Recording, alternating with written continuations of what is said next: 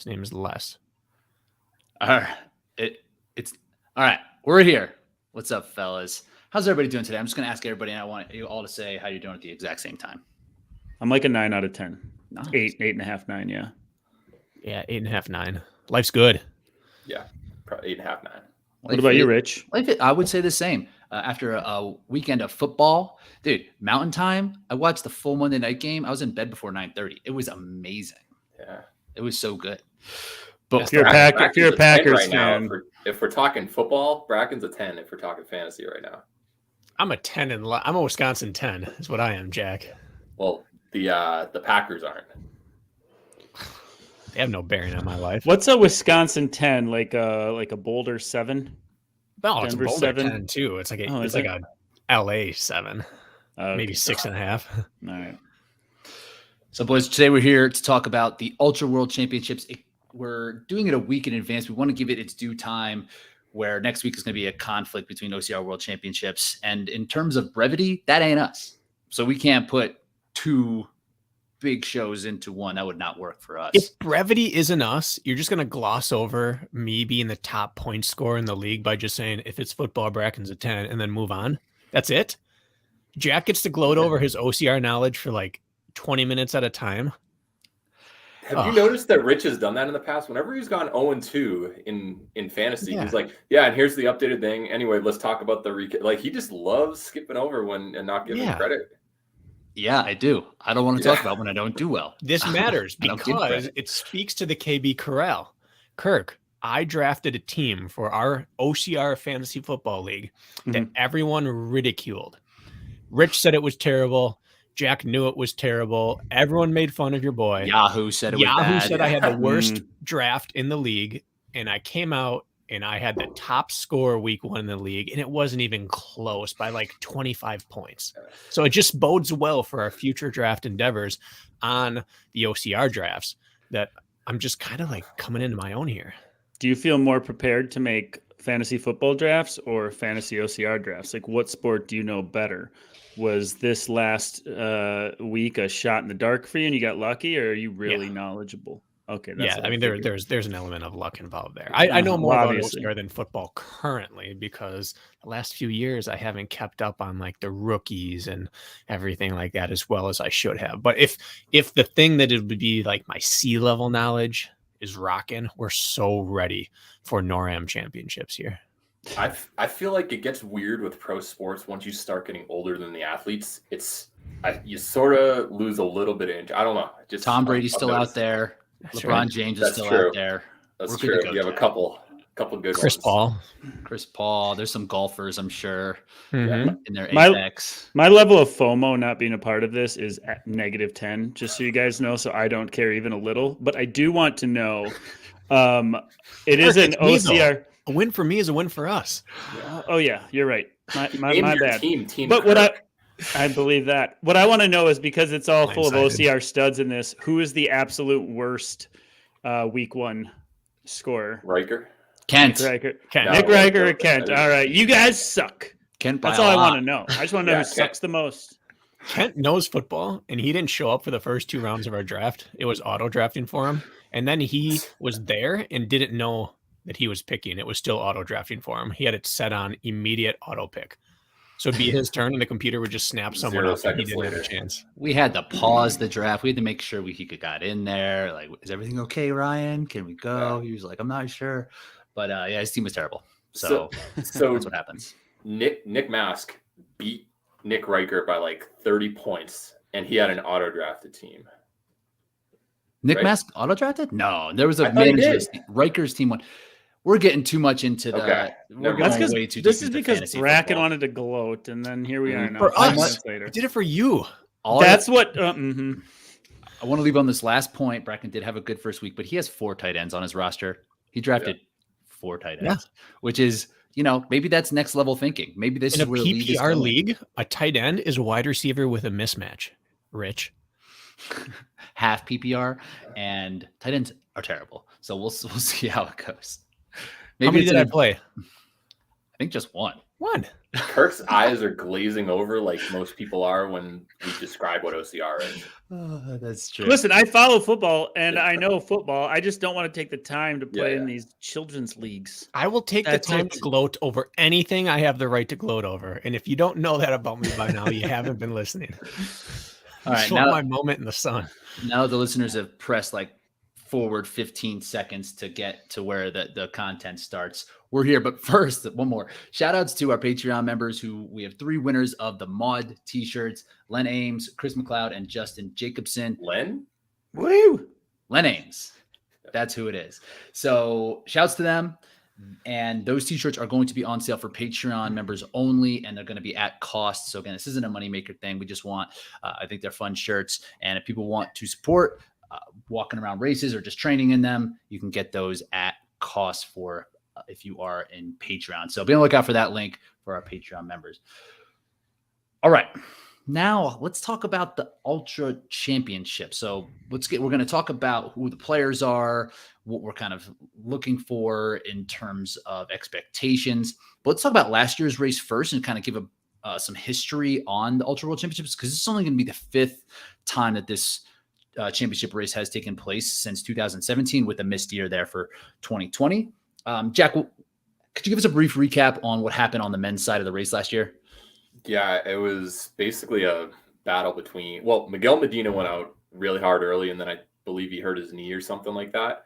And then, but halfway through, that's when it just became a battle between Marc Gaudet and Tyler Veerman. And I think Gaudet ended up beating him by a lap at the end.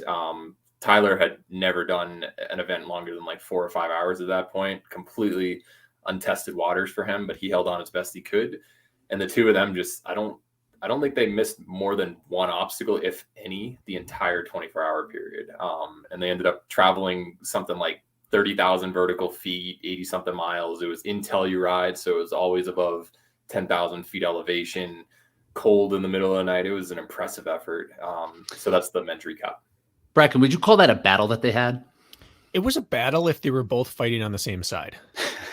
Yeah, they were working together. Absolutely. Yeah, it was. I think it was one of the more impressive performances I watched out of that entire season, because like Jack said, Tyler was new to this. He did an ultra to qualify for this. And where he beat Mark. That was Ohio, I believe. Ohio. It was a very nasty, sloppy, technical. In the summer, like in June. Yeah. And everyone knew he could be good at ultras, but there's a difference between a 50K and 24-hour lap-based format. And he did, I think, as well as a new 24-hour athlete can possibly do. It was so impressive. And Mark looked unfazed. And both guys just blew me away with their performance. Technically, first would be the best a new ultra runner could do, not second. But it was an impressive show. Yeah. Now that separated pretty late too, didn't it? Like they knowingly worked together, built a gap, kept each other accountable. Right? They fought for the same team, and then it was like a handshake deal. Like however this pans out at the end, like more power to whoever wins. Correct? Tyler just stopped. Team effort. And Mark did one more lap. Is that what it was? Okay. Yeah. I believe that's the case. I think Mark, there was a dissent and Tyler was kind of like, I'm not necessarily interested in racing this last lap. So I think Mark created some separation so that Tyler didn't get into the pit and right there for first and like have second thoughts to get out there. So there was a little bit of separation before the last lap, but that was kind of the handshake deal. Mm-hmm. Like, let's race this last one if we want to do it. And it turned out that I don't think I could wrap my head around racing a miles. What was it? How many miles did they get? 80, 90 last year? Yeah, 80 to 85, I think. So yeah, the idea of racing miles 81, 82 to 85 doesn't seem like something I could really wrap my head around at that point. But Mark was ready. Yeah. Mark has that special forces thing down. Like every piece of him, he's lean, he's wiry, he's not the person you'd walk into the room and think he's the badass soldier, which is generally what special forces look like. They're not your big, huge guys. They're the ones that lurk in the shadows and just never, ever break. And that's what he did. But that face, everyone knows that vacant face you get. He never had even a version of it. He was always clear-eyed, really coherent when he talked. And even when he made his decision to go out for another one, the way he said it was real casual. He's like, yeah, checked his watch. Yeah, I think I'm going to go one more. I'm pretty sure I can get it done and whatever. And then he went out there and did it. And it was one of his fastest laps of the day. To me, it looked like somewhere in like the mid 80s effort level for him. Yeah. I think those guys, and like Mark, especially when they have that military training, feelings don't matter, and they're not taken into account. How you feel has no bearing on whether you're continuing or not. That's out of the equation. Your body is either physically going to fail you, but you're not going to quit by choice, right? There's like a mentality there. Those guys are used to being sleep deprived. He's done a lot of long events. And when you can separate like your emotion from your physical body, like Mark just looked real matter of fact at his watch and said, yeah, I got time. Let's go. It didn't matter how he felt, right? And that's how most people end up dropping from these things, is they feel a certain way and emotionally can't handle it, but their bodies are ready. That's the feather he has in his cap, separating the two. Yeah, but he's done best ranger. He got second place at that. Yep. You think that was any, running in Telluride for 24 hours, doing a few obstacles compared to a multi-day best ranger competition? This is a walk in the park for him. It's the nighttime. It's the nighttime stuff. Mm-hmm. When the lights go out, he's ready. He's like, this is where I spend my time. Even like in his regular day to day, I think that he runs at like 4 a.m. Oh yeah, for sure. Dark. But yeah, I think there's parts of what he does where he will be out at night with like training, doing night maneuvers. Yeah. So like he looks forward to that, where I would imagine other people there would be some cause for concern from other people, just circadian rhythm and just like the darkness and not having a good feel of the sun and the cold, but not Mark. He did that a couple days before Decafit recently in Palm Beach. He was on some night ops operation. I think he did like a 15-mile ruck up Cheyenne Mountain a couple days before. So yeah, night, that's when he comes out to shine. You know what, though, this conversation, it makes what Tyler Veerman did even more impressive. Yeah. Mm-hmm. Because we're talking about a guy who's in lock, and it's part of his profession to be badass. And Mark Gaudet is badass. But Tyler, like, you go back, and I don't know if everything goes on his Strava or not, but you look at, like, the lead-in to last year's Ultra World Champ, and it was really a shot in the dark. Literally, it was like, is his body even going to hold up? Like, are 3-hour long runs enough? Like, I didn't see a lot of back-to-back long runs. I didn't see a lot of like these 6-hour mountain days. I could be incorrect, but I think it just goes to show like how impressive I would say Tyler's performance is as well on vastly different training and background. If there was a short course OCR, not like a Spartan sprint, but say it was like the Go Ruck Savage Race obstacle course where it was just like, I don't know, what is it, 3 minutes of just obstacles, I think Tyler would beat Mark by a considerable amount on that. So like where Tyler does have an advantage is his ability to do obstacles. And even though they didn't miss any obstacles for that long, the pace and speed of the obstacles over the course of that long, I think could create some kind of separation during this race. Where I think when they were running together last year, it was like a handshake deal. It's like, no matter who gets through what, we'll wait and we'll go. And that was kind of how it operated. So it will be interesting with like, if Tyler's feeling more confident this year, maybe Kirk, like you said, he put in longer runs. He doesn't need to kind of lean on someone with a little bit more experience like Mark to like pace things out and to like, I'm sure he was asking him questions like, is it okay to feel this way? Like, how am I supposed to be doing? Now he might be a little bit more adept to that. So that'll be interesting too, because this is an obstacle race. If it was a full-on 100-mile overnight, the obstacles will even the field a little bit more between them, I think. Bracken, I want to jump in real quick. Know what this made me think of a conversation we have when I was thinking about Tyler Veerman's training is how we talk about the power of time on feet. And Tyler Veerman spending an entire day at 140 beats per minute running packages in and out of people's homes. And, he posts and he's in the back of his UPS truck, obviously hustling. You can see all the boxes. I'm thinking like, maybe Tyler's onto something, right? With this, like this low grade time on feet, which we don't take into account with his training. Something like that really pays off in this. And maybe that's his feather in his cap, but it reminded us of a conversation we've had a couple times about that. Absolutely. And I have a theory on racing that not everyone's progression from year 1 to 2 is exactly the same. If you have a bad year one's the most dangerous year for an ultra or a big championship event. A lot of times you get caught up in the idea of the event and you're not ready for it and it destroys you. And then year 2, you're so much better because you've learned. But if you nail year 1, year 2 is that trap year. It's like coming off a big win in a sport. That trap game is the next game that's just a few days later against kind of a cupcake opponent, and you fumble it. So year 2 is the trap year in the ultra distance if you were successful year 1. Coming in, the darkness is scary because there are monsters that lurk there. But if you come into the darkness and realize there's nothing scary there, you might not fear it next year. Now, Mark's at a place where he's been through it so many times that he just understands I am the monster that lurks in the darkness. Tyler's at the point, in theory, I'm not afraid of the dark, but I also haven't spent that much time in there that I've totally figured it out. I'm not bulletproof. So I'm not predicting anything bad for him, but historically for athletes, when you do really well, when you enter the ultra scene, the long distance ultra, at some point there is a hiccup lurking. Sounds like a Bane versus Batman situation, which you got going on there. Do you think the fact that it's at Tahoe, where they both have experience, is a little more welcoming than an unknown Telluride course or Iceland or Sweden? You know, they have some experience. They're both living in Colorado at elevations, so that's not going to scare them. Maybe. I think the biggest is a very friendly course, isn't it? Yeah. Yeah. And I think the biggest factor is that there's no new life coming in. Like Atkins didn't come back. Botras isn't showing up. John Albin's not coming over. We don't have, who else has been really good in the past? Seb Conrad, was he a monster 1 year? Aaron Newell, he was there. Aaron. We don't have an outsider, some monster Josh from Fiore the ultra not on the world. list. So they don't have someone coming in who's going to, in theory, pull Mark ahead to the next level. If we thought he wasn't all out last year, who then Mark, I think, would just match whoever was there. And then Tyler has to like get pulled along out of his league, or maybe we find out he's at the next league. We don't have that variable in the game this year.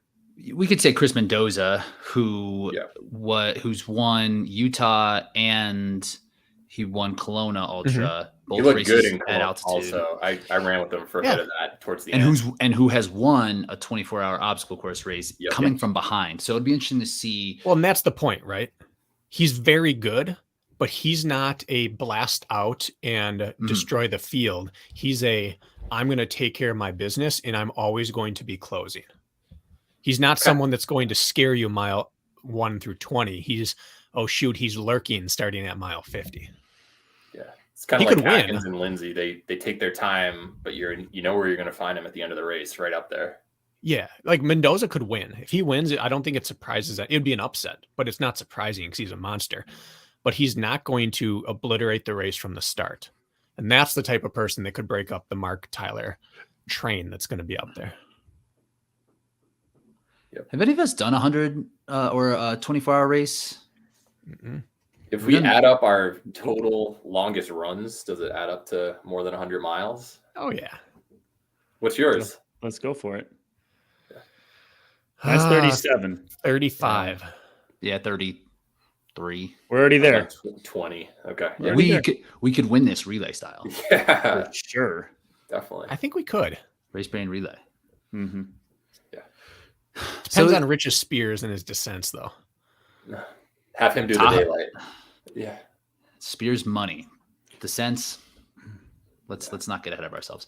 So that's the thing with trying to predict something like a race like this. There's just so much that can go wrong that, we've mentioned 3 athletes in this field who should be, in terms of like fitness and experience wise, the cream of the crop here.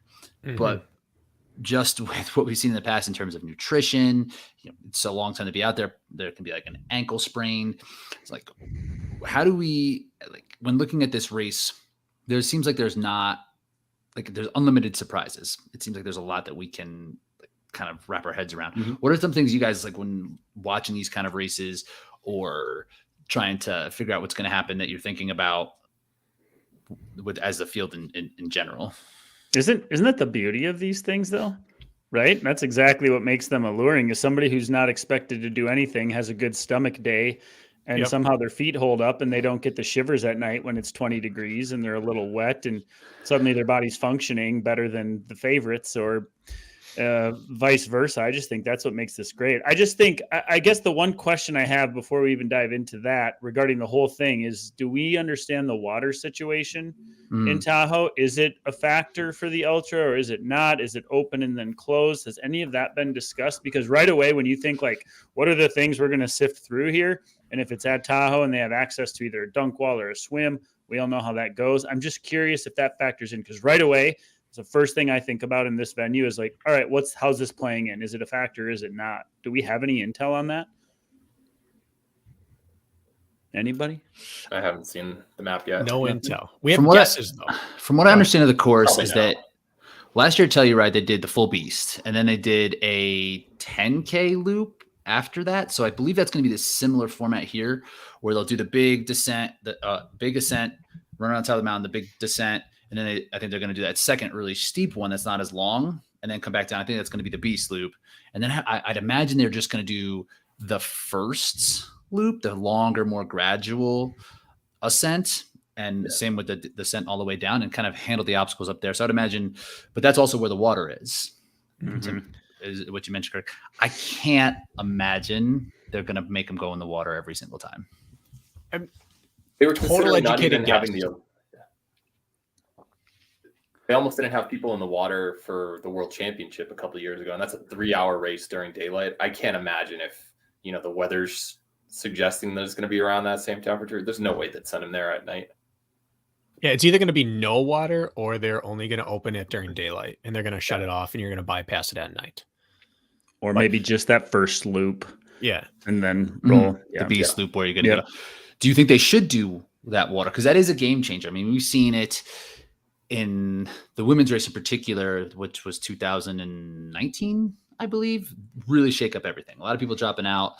Bracken got cold that day. It mattered out there. So like, should they have people going through water immediately in a 24-hour race? And especially with the pace of this, how slow these athletes are going to have to go. Or is it the Spartan ethos? Do we want something like that to shake something up? Should it be like something to make it even tougher so that more athletes who aren't just fitness-based ultra athletes win? Should it be more grit? What do we think? I don't like the idea of adding things to prevent a certain athlete style from winning. I think if you qualify in, you shouldn't be segregated out based on what they add to the course. However, I also don't believe that you should change the style of race at a championship event. We've talked about it with Spartan Race in the past. Whatever the type of race you've done to qualify, those are the standards you're testing, so keep testing those. So I do like the idea of water on course. I don't think it should be a dangerous issue. I like the idea of when the sun goes down, you stop doing water. When it rises again, you have to go back to doing water.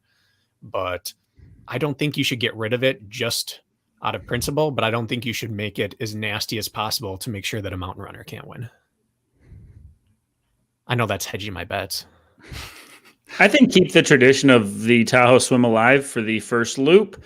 They're going to have time to get to transition there. Let's say they're 13 miles into the race and they're going to hit their transition for the first time. They can change or do whatever they need and still kind of check that box. That seems like a fair middle ground, right? Give it to them once. Maybe throw a dunk wall in there down in the festival area before transition if they want to during the day, and then at night cut it. That's what I think. There was a year, I think 18, where they had ape hanger at the bottom in a pool. And the previous year's ape hangers at the top, also with water.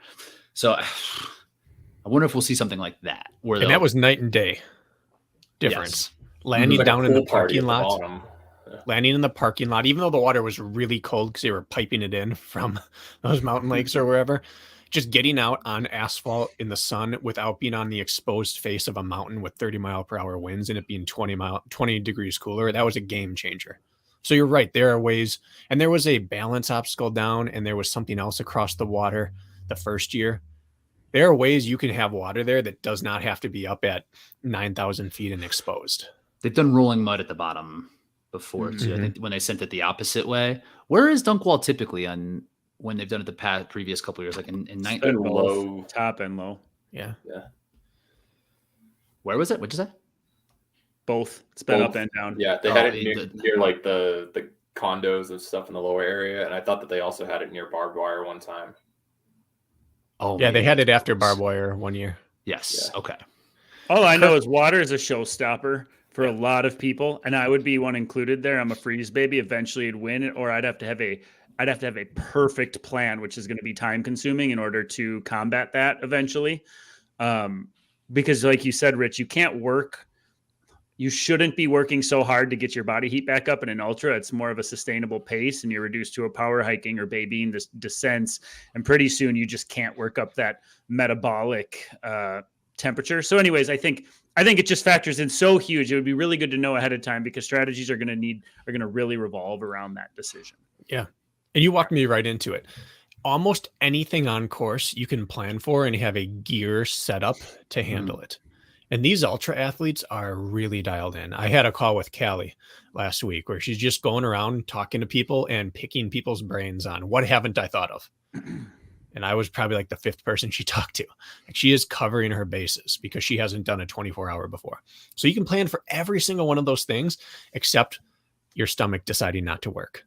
Like, you can train your gut as much as you want. You can be the most seasoned athlete, and suddenly your stomach just turns on you.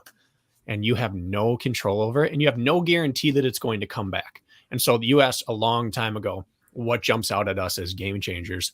That's it. That's the big what happened. That's the difference between that 7-hour or 5-hour ultra and the 24, is that your gut is really your ceiling. If your gut doesn't turn on you, you can handle almost anything other than injury. But the moment your gut turns, now things get real in a hurry. We saw John Albin have to stop running World's Toughest Mudder after like 30 miles because his gut just gave out on him one year, maybe like 2016 or so, 17. So it happens to the best in the sport even. It's one of those things that you probably don't even know could happen until you're there. Yeah.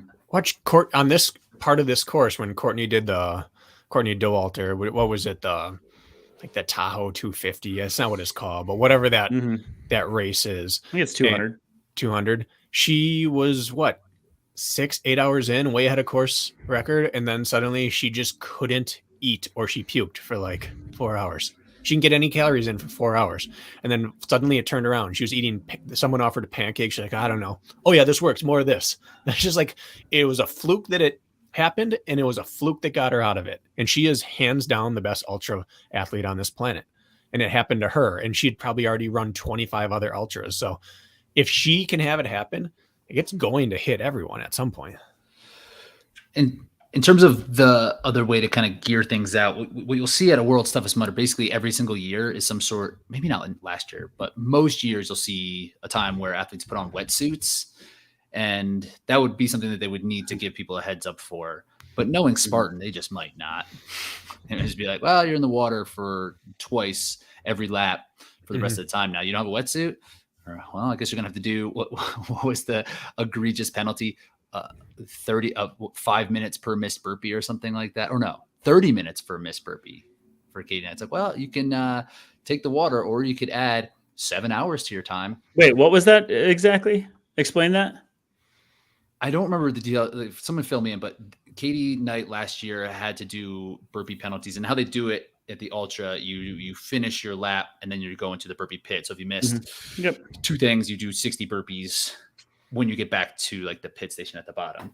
You have like a punch card, right? Showing that you passed something. And Katie had missed, I think, what they doctor 2 or 3.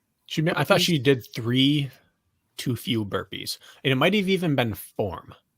One of the 2. She got dinged 3 times, and it was a 90-minute penalty, I believe. 30 minutes per missed burpee. Was that what it was? Or was it? I was thinking it was 30 minutes. I thought it was 10 It was 30 minutes total. 30 minutes? Well, whatever Regardless, it was. It was absurd. More than 10 seconds. Yeah. Like, she could have run back to that point on course, done the obstacle, and run back down, and it would have been less of a penalty. It basically took her out of any chance of winning. Absolutely. That doesn't make any sense. That's absurd. Of course not. They were just, of course not. It was like I'm trying to figure out how they decided that. Because there's a championship and there's bigger stakes. That was kind of the explanation I think they gave at a championship.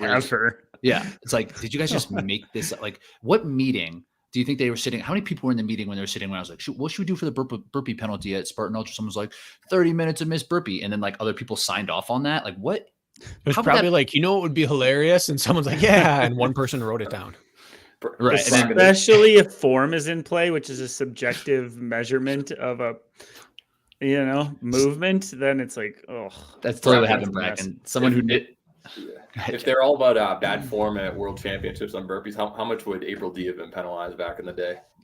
I mean, it'd be TBD. She'd still be on course. Because that was acceptable at the time. Yeah. They had movement standards, and she met the standards. Yeah. Well, I want to talk about getting back to, you said the players and stuff. We could probably. I've got one other factor, and then we'll move to that one. There's the mosquito wildfire happening right now, and it's in between Sacramento and Lake Tahoe, moving eastward. It's not fully contained. Air quality, we haven't had it too bad here in Colorado, but whenever the air quality starts being pretty bad from wildfires, it gets really tough to breathe, obviously. And I know that there are more in the West Coast in the Sierra Nevadas and Oregon. Like, it's wildfire season right now. How much do you think that will affect things during the race if, there is an active wildfire in the region? Greatly. What would you do as an athlete to account for that? Well, there's going to be limits set, whereas if the AQI is too high, they're not going to be able to run the race, right? Yeah. And I know in some regions, it's high, so high that they would never be able to run a race in that condition, right? Like you, Kirk, with your allergies and with your esophageal issues you've had in the past, like your throat would close up more than someone else next to you. If you had someone with any sort of issue with allergies or airway, like, you're screwed with a wildfire. That's altitude times 10, basically. You can't access fitness there. They came up again last year. They almost didn't have this race because of wildfires or something, and it was really close to Tahoe, but they managed to pull it off. And this might be our answer for the water thing.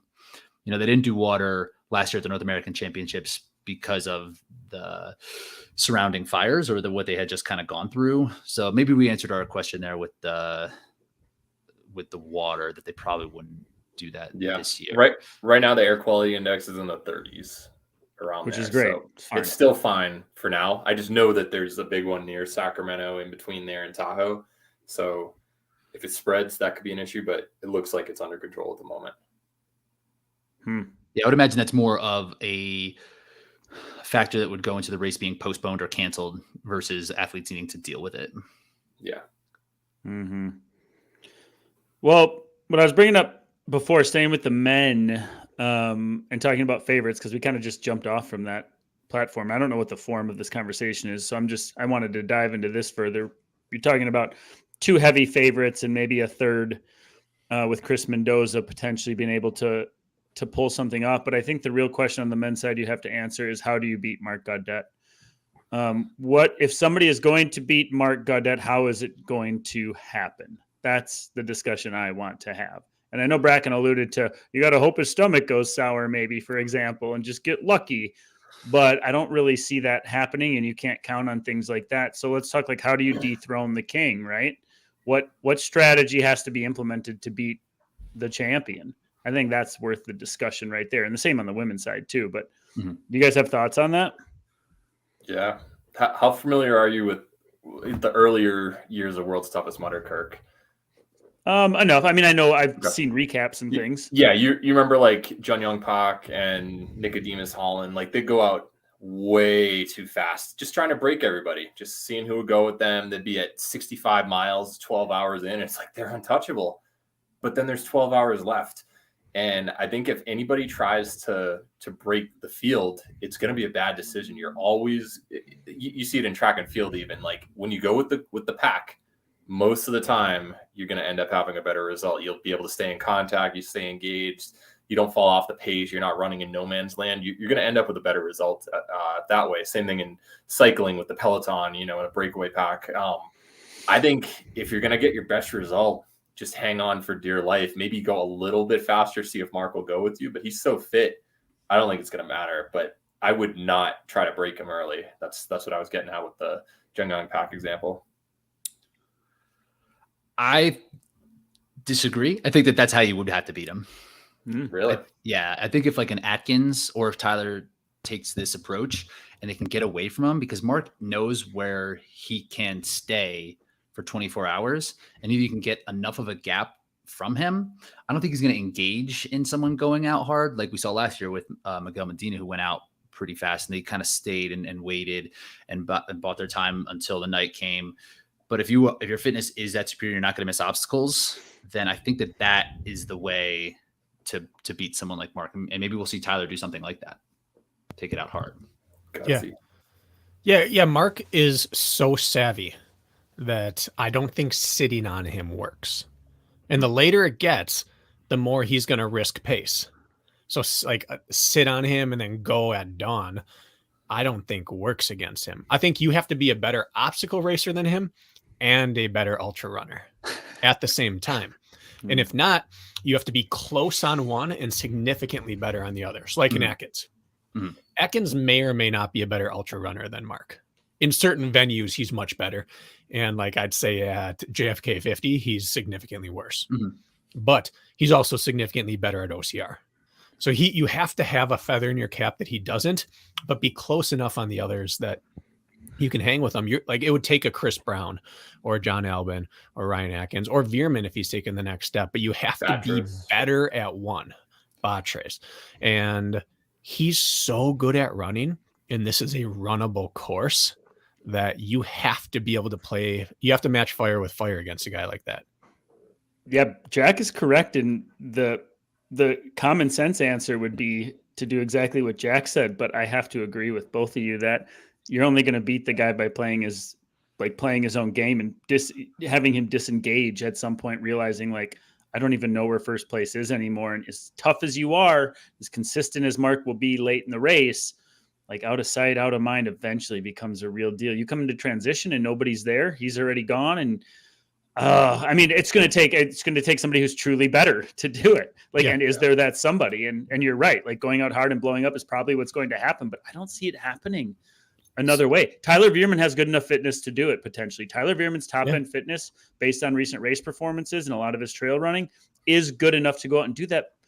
But Tyler's also doesn't want to go suffer alone. Like I think they're going to endure the same strategy they did last year. And then it's going to come down to every man for themselves. And then what happens then? Maybe Tyler pulls it off, but if Tyler's going to play his cards, it would be going out hard and doing this thing from the gun if he wanted to rip it open. That's the only chance. Do you like what he did in Ohio to Mark? It worked in Ohio, right? Yeah. Shorter race, but it's a sterile course. Tahoe is. You're not getting anything that's going to change. Even the year it snowed, it really didn't stop the runners that much. There was one technical descent that was sketchy. Other than that, so I think you would have to make a list of who could beat Mark at a runnable 100 miler. And that's the list you work off of. Like you have to have that.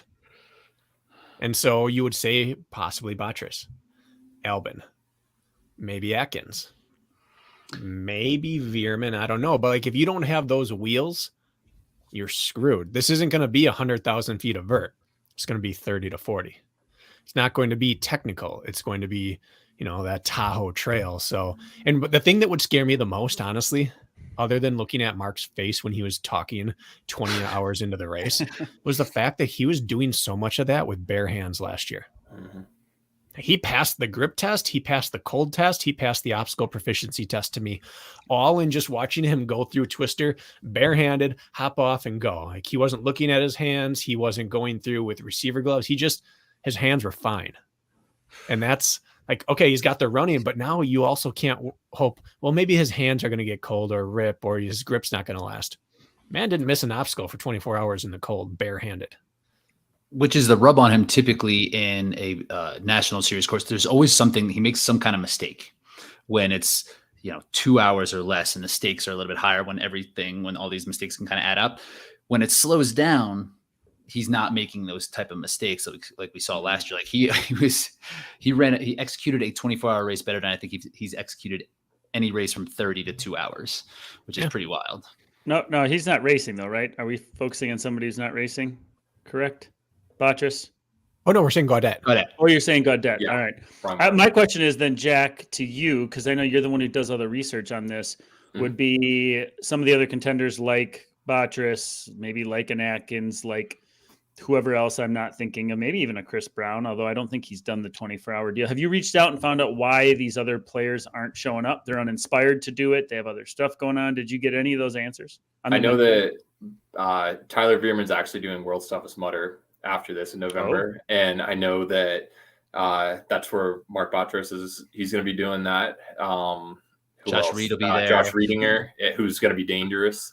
I'm sure Trevor Sykos will end up showing up. Chris Mendez, the usual suspects from the Tough Mudder scene. Some of the other guys who hit 100 in the past, like DJ Fox, I imagine he'll be there as well. So I think, there's a divide. Do you want 24 hours of World's Toughest Mudder style stuff, or do you want 24 hours of Spartan obstacles at elevation? If you're not from elevation, that might be part of the drawback right there. But just before we start going into their reasons, there are a few other pretty solid guys who I think could potentially make the podium if things go right for them in the field. So I don't want to overlook all of them. Yeah, we'll do some deep sleepers, but also Kirk, it's the same weekend as OCR World Championships. The same reason why we're talking about this is probably why we won't see these on Atkins. And I do want to get to that at some point, the issues with the championship, why we're not seeing the full field turnout, and that's a huge one. Mm-hmm. Yeah. I do have a little bit of curiosity. When's the last time we saw Atkins do an ultra? We claim him as very well rounded, but as far as running or OCR, Iceland. When's the last ultra he's done? Is he not? I mean, are we just thinking Atkins is the ultra athlete still? But I don't remember the last one he did. And it would be interesting now because it seems like there are the emergence of a Gaudet, a Veerman, a Batris. It would be much more interesting now to have someone, because we just looked at him because he's smashed everybody in these ultras in the past, not even close. Right. So it would be. So I think that's why it sticks in my mind is is this guy even challengeable? But Bracket, you can verify. Atkins has never lost an ultra in OCR, right? And that goes down to even a 6-hour ultra. So they had a bunch of those 8-hour toughest. Obviously, World's Toughest Mudder never lost that. He's never lost the Spartan 24-hour ultra. You're not beating him based on historical data. But it is interesting, though, if you're right, Kirk, if it's been a few years, has his reputation preceded him?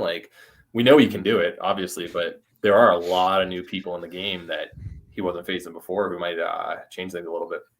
Here's why I still believe it. One, yes, his reputation still is preceding him, but for valid reasons. Yeah. If he shows up, he has the best grip strength there. He's the best at handling the cold there. Based off him getting better at OCR in the meantime, he's still a top 3 climber. He's the best descender, and he's still probably top 3 on the flats. So even if just on paper, without even taking into account the Atkins effect of the gravitational pull he would have on the race, and without taking his mindset into account where he's going to close better than anyone else, he also just has the best skills on paper other than maybe flat ground running and maybe climbing. But if there's power hiking on course, suddenly he's the best at that too. So think of it. No one that we've mentioned so far, outside of maybe Tyler Veerman, is considered one of the top descenders in the game. And you take 24 hours of downhill, and that might be the single most dangerous weapon you could bring, is to be head and shoulders above everyone else descending so that you can go faster than them with less effort and damage. That alone, you're going to descend for what? If you're going to try to hit 90 miles, you're going to descend for at least 35 of those. How much time can you put on Ryan Atkins everywhere else if there's a 35-mile descent? Is anyone but him the favorite anymore? Yeah. What'd you say? Yeah, it's probably 8 hours of descending. Yeah, so what can you put on him on the climbs and the flats if he gets to descend for 8 hours? That's just he has that skill that no one else can touch. And Kirk, to answer your question, the last time that he's done an Ultra OCR was November 2019 in Sweden. There you go. 3 years. Yeah. Wow. It's been a while. We need the man back out on the course. But I think the timing of the season, that's what's taking him away. All right, I made why some. Why would you do this when Greece? Yeah. I'm kicking around some odds here. And I want to see who you guys would bet on if you had to. So I got Mark Gaudet at no one gets minus odds in a race like this just because of how unpredictable it is. So I'm putting Mark Gaudet at plus 120, Veerman at plus 450, and Mendoza at plus 1500. 450 for Veerman? Is that the value? Is that too high? 350? I'd take that bet. Okay. I think you're betting it, but it might not be a good bet. So basically what you're saying almost is if they run this 5 times, Mark's probably going to win it 4 times. Yeah, I guess it is in that perspective. It's a bit reductionist, but we'll let it slide. Yeah. I'm trying to make it to people who don't follow betting. Well, what is it? What is it? Like every dollar that you bet, if you bet $100, you'd get 120 if it's plus. Yeah. So you bet $100. You have to bet 100 to earn that other amount. $100 bet on Veerman gets you $450 if he wins. Yep. Considering he was there till almost the bitter end at the exact same pacing, that's where maybe it's a little big of a spread, but nonetheless, he still got beat. So Mark's the favorite, but that I don't think that it's going to be as big of a gap like that. I would have a double. I'd have plus 150, plus 300. Plus 300. What about Mendoza then? Stay at 15? I'd have him plus 1,000. 1,000? Yeah, he has a chance for sure. He's the grizzled veteran, isn't he? I mean, he's the savvy vet. 1,000 or a 500 than 1,000. I wouldn't bet on plus 500. I'd sprinkle a little on plus 1,000 for him though. Sprinkle a little. So you got to remember when they set the line, they want people to bet it. Yeah. So plus 500 isn't enough juice to risk taking him over Tyler at plus 300. But 1,000, yeah, we'll throw money down on that. Plus because if it goes wrong up front, he's the favorite. Exactly. That'll get some action. That'll get Chris is going to close. That's what you know. After watching all of his world's toughest mutters, he's had a really good season with Utah and Kelowna this year, looking strong both times that I've seen him on the course there. Those weren't easy conditions either. I think that he's going to surprise people. I don't think that he's going to be with Gaudet and Tyler in terms of running ability, but he's going to be, he'll find his way. If say that those two end up running 90 miles, I could see Chris 85 heading into 90 at the end. And it's like, how was he that close? We didn't even see him the whole race. No, not that a 5K translates to this literally at all, because I'm going to say it does not, but I don't know Chris Mendoza's run potential. You think it does? Okay, well, that's fine. Very minimally. There's so much running. You understand the point I'm making. Like, I do. So irrelevant. But when you're done, I'm going to counter it. But I agree with you. I'm not making an argument other than let's say Mark Gaudet is a 15 5K'er right now. Let's say, and Veerman's a 15 5K'er. Let's say right now. What is Chris Mendoza? Like, if you had to guess, I know for sure. We did that Tougher Mudder 10-mile championship a few years ago, and I finished like a minute or maybe 2 minutes ahead of Chris Mendoza, and I was in probably like 1640 shape at the time, so he was probably no worse than 17 at the time. I'm going to assume he's still. I was going to say like 1730. Yeah. So he's a pure grinder. Like Chris Mendoza's bringing his one trick, and that is the ultra to the table. Not saying there's anything wrong with that 5K time, but different playing field than, like, let's say Veerman and Gaudet on raw speed. Yeah. Okay. So his feather in his cap comes out later in the race when he's very durable and has a crazy good mental game. Just like everyone else in the field. You're not doing 24-hour races if you don't have a good mental game. Yeah. Kirk, I agree with you 100%, but I also want to pose this to the panel here. Obviously, you don't agree with me 100%. No, I do. You're going to do this to me. I do. This is adjacent. Oh. If you had to choose one test for an OCR runner, stadium, DECA, super sprint beast, 5K would not be the best test to figure out where people are going to finish. But of all the distances, if 5K was the test to try to predict finish line, do you think it's most accurate for an ultra compared to any other distance? If you took if you had everyone in the world 5K time trial and then predict where they're going to finish in sprint, super, stadium, beast, and ultra, which one is going to give you the best results? The best spread of accuracy and prediction? Correct. I would argue it'd be the 24-hour ultra. I would say half marathon. Half marathon time trial would translate. No, I'm saying you have to have a 5K. And which distance does it predict most translate accurately? the best? Depends on the spread of the 5K, honestly. Like if it's if we're talking a Spartan Stadium and it's a 15-15 guy versus a 18 flag I'm saying guy, every person that shows up to the start line is pre-ranked based on their 5K. Which one is most accurate? You probably I'm have going the to say less. that the top 3 at this race might go in order of 5K. You just think about the time on Pure Fitness, though. Let's say we have a 15 flat 5K and a 16:30 5K. Let's just say that. That's a minute and a half every 15 minutes. Let's say a Gaudet is taking on a Chris Mendoza just based on fitness alone.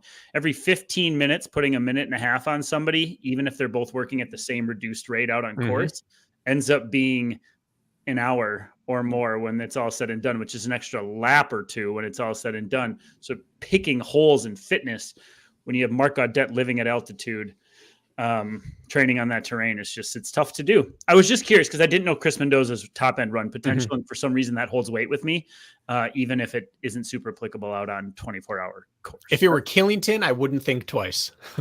It doesn't matter. But in Tahoe, I think it's correlation, not causation. But I think you could predict the results here with a decent amount of accuracy based on 5K time. Well, the top men will run probably the entirety of that gradual first climb, maybe for the first 12 hours. I didn't think in the Spartan World Champs, nobody did one step of power hiking up that first climb back in 2019 when I was somewhat in the mix up front. Not saying that's going to happen, but like most of it's runnable once they're reduced to that what the first gradual hill, Rich, you said they'll probably go up. Like that's, I would imagine that's runnable. You're right. It's a runner's still going to come out. What do you think, Bracken? Because you did did you feel like you could run that second loop when you did the Tahoe? Would you run that whole way up?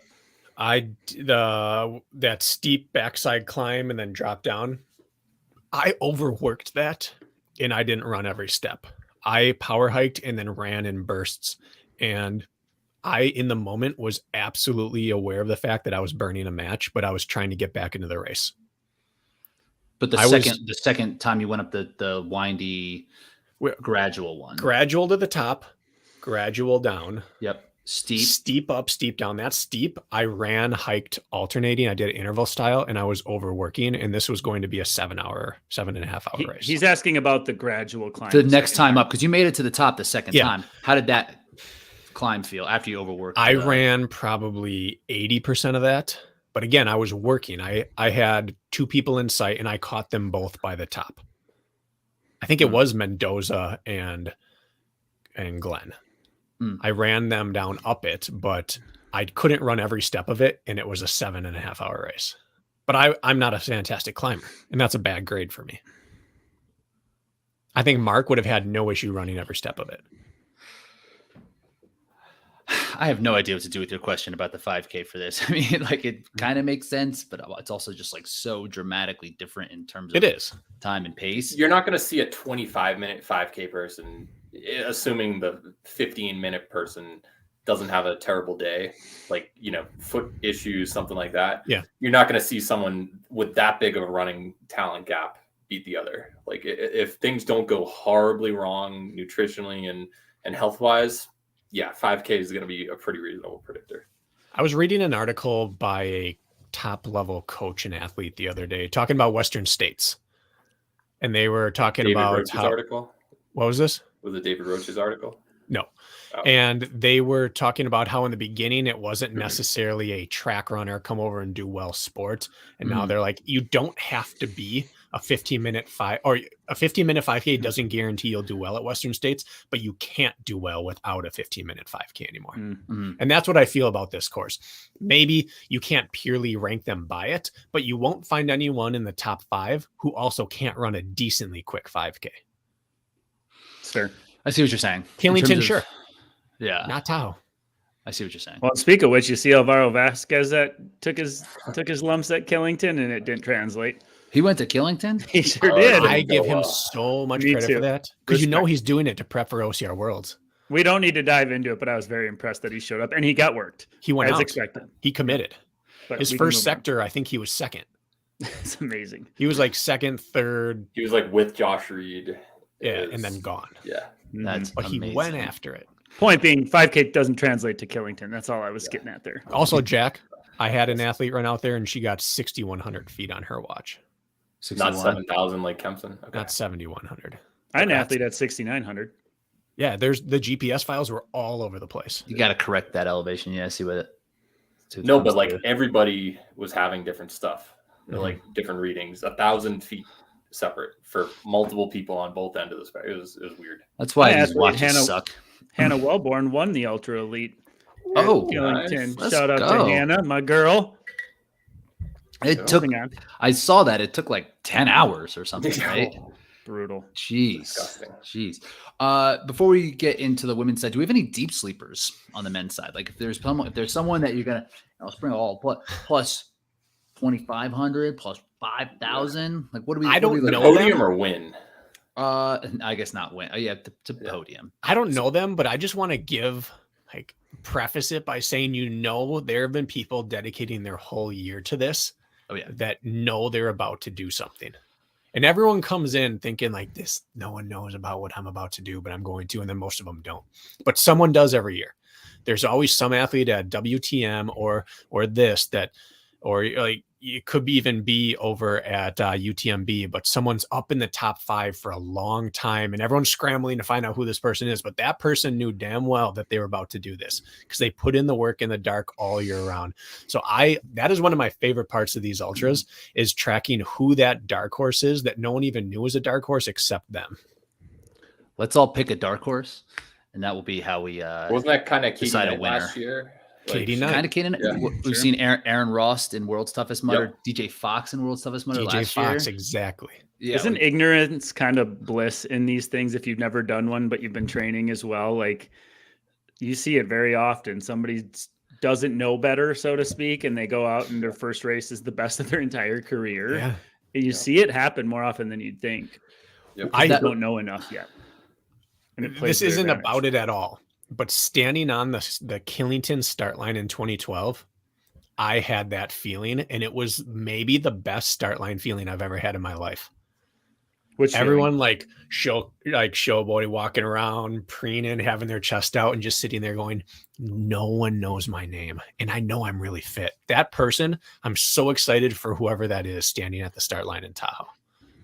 About to bust some asses. Should we look at the? Or let's look at the list and we'll pick some people out and see if we know who these people might be. Any of them stand out to you guys? Mm-hmm. Can we see it?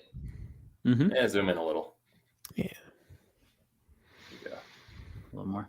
We're just focusing on the fellas right now, correct? Yep. Which is the first two columns here, yeah. And we're looking for sleepers to podium. Thanks, Gary B, for the list, by the way. Thanks, Gary B.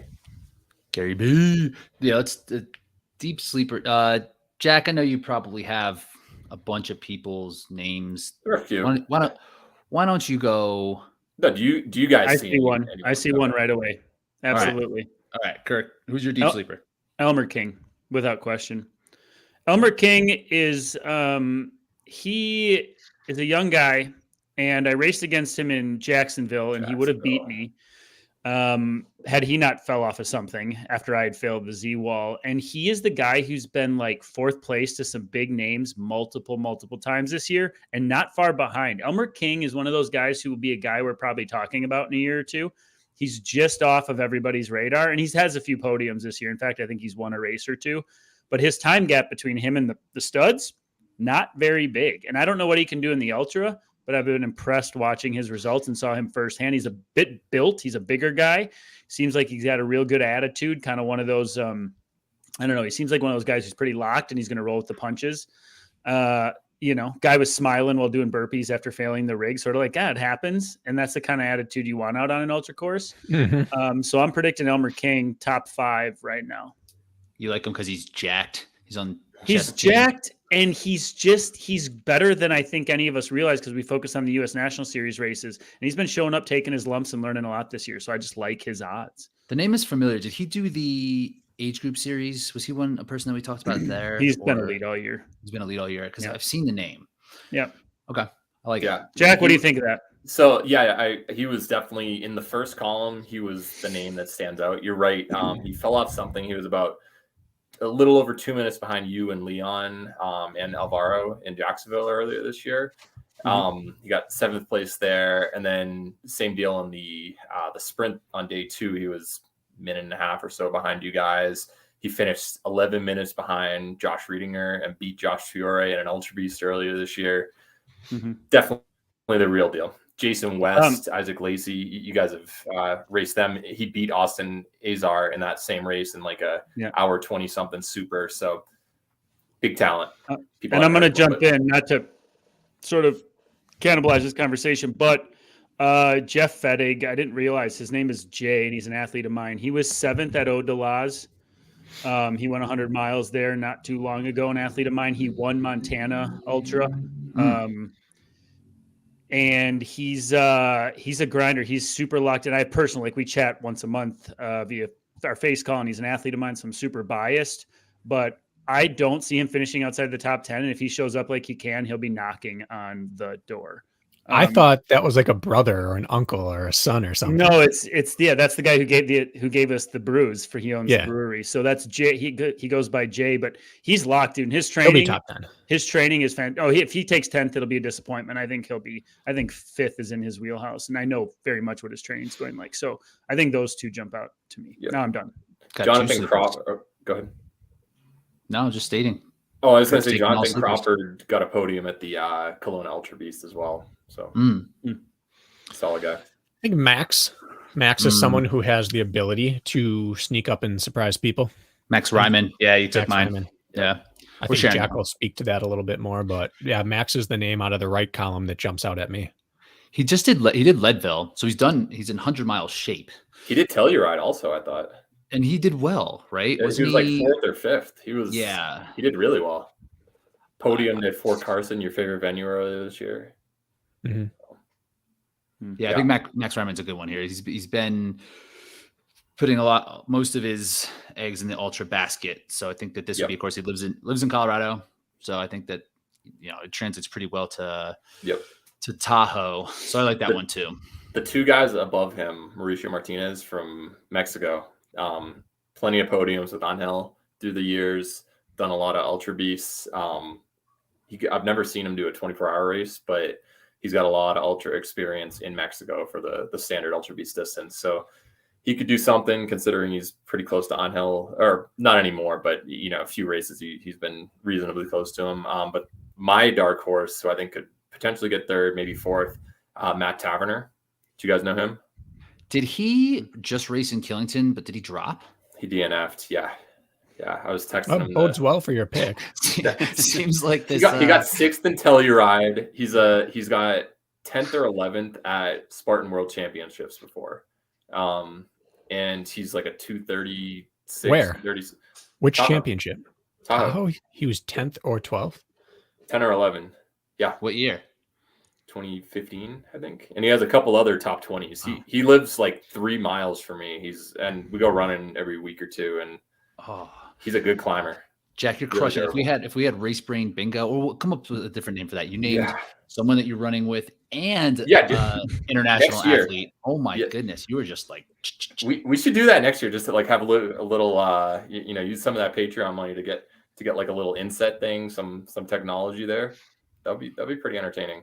So but Mauricio intrigues me. Both he and then IZZ over on the women's column. The fact that you'd come up from Mexico for something like this means you're serious about it.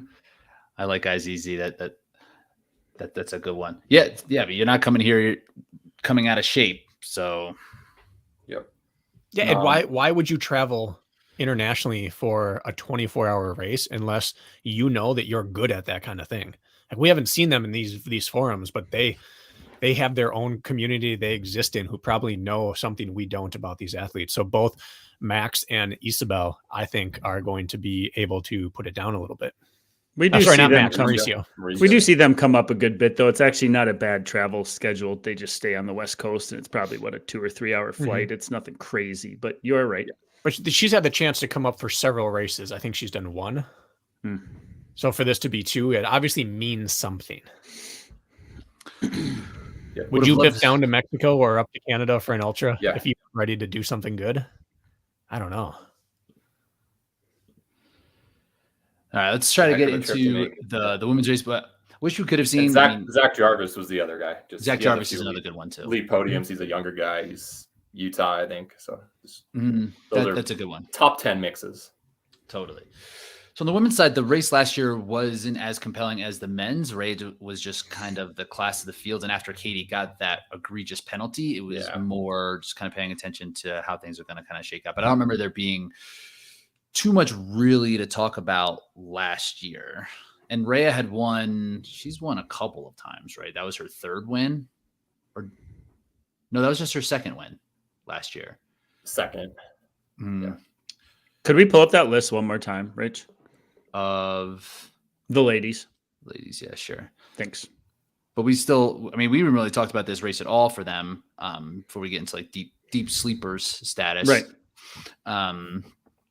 So Rhea won Sweden 2019 and 2021 Telluride. Yes. So this year, actually, are there any returning champions? Because Morgan McKay was a champion, and then there was a woman from Switzerland, I believe. I have it written down. Janka Pepova. She ended up. Yes. She won 2018. And she won 2018. Katie Knight really not coming? I think Katie is going. This is the list that I was given by Gary recently. Yeah. I heard from a racer that I talked to is preparing for Katie to be there. I'm kind of counting on her being there as well. I'm just let's just talk about it like she is going, even though she's not on this list. Yeah. But she's been putting a lot of volume in. Not that she always doesn't, but she's been like, on that hunter program of like spending a shitload of time on the bike, like putting in overall volume on top of running. It just seems like her training would indicate she's doing something like this based on just overall volume, right? I don't know what else would be on her radar if she's putting that much time in the saddle and on her feet. Unless she's doing WTM. I don't know. Is she? Probably. I mean, she did both last year. She was World's Toughest Mudder champion last year in a pretty impressive fashion. Yeah. Mm-hmm. So you would think that just after a full year of training through, like she would really be the name to look out for. But we have a couple of newcomers in the field this year with Chris Rogloski and Callie Schweikart. So I think that this is a pretty compelling race at the front, even though it's athletes who we might not know too much about it for this 24-hour format. So Bracken, what are you looking forward to the most on the women's side of this race? I don't know. I want to see Katie get redemption. She deserved to have a chance to win last year. And I want to see her. Whether she wins or not, I want to see her get her fair chance. Obviously, Callie and I are North American champs as a team. So I got a soft spot for Callie. I want to see Callie go out there and crush. She has seemingly found like a second lease on athletic life. Not that she needed one, but she found a new venue in the ultra scene that she didn't know she'd be good at and didn't know she would love this much. And that matters on course. Loving it matters. So I'm excited for that. And Chris, like we keep saying, is this the time? Is this the time? Like, do we find out she's absolutely for real here? Does she just complete one of the most impressive seasons ever? Does she win High Rocks championship and a 24-hour ultra championship? There's just so many storylines here. I can't choose one, but they all excite me. And Chris is planning on doing OCR World Championships the Friday, Saturday before, because I believe this is a Sunday race. 3K Friday, 15K Saturday, flying Saturday afternoon to Reno, and then ended up going to Tahoe in time for Sunday. But we have to implement the Rogloski rule here, which is we cannot give credit to a performance that is done based on what has happened before that race. So we can't be like, she got third, but she got third OCR World Championship as well. No dice. This is the only race that she's come into tired that concern. I didn't know that, by the way. So is that the most ridiculous schedule you've ever heard, by the way? I do. I just want to give her a high five, honestly, for living life full tilt, because her stoke birds are chirping. But her stoke birds are about to die. That's what I'm worried about. Fatigue. Well, that's where you start taking like pterodactyls. 2 days of races, early mornings, maybe not great sleep, then a travel itinerary. So there's not that charging up phase where you go in kind of rested and like antsy.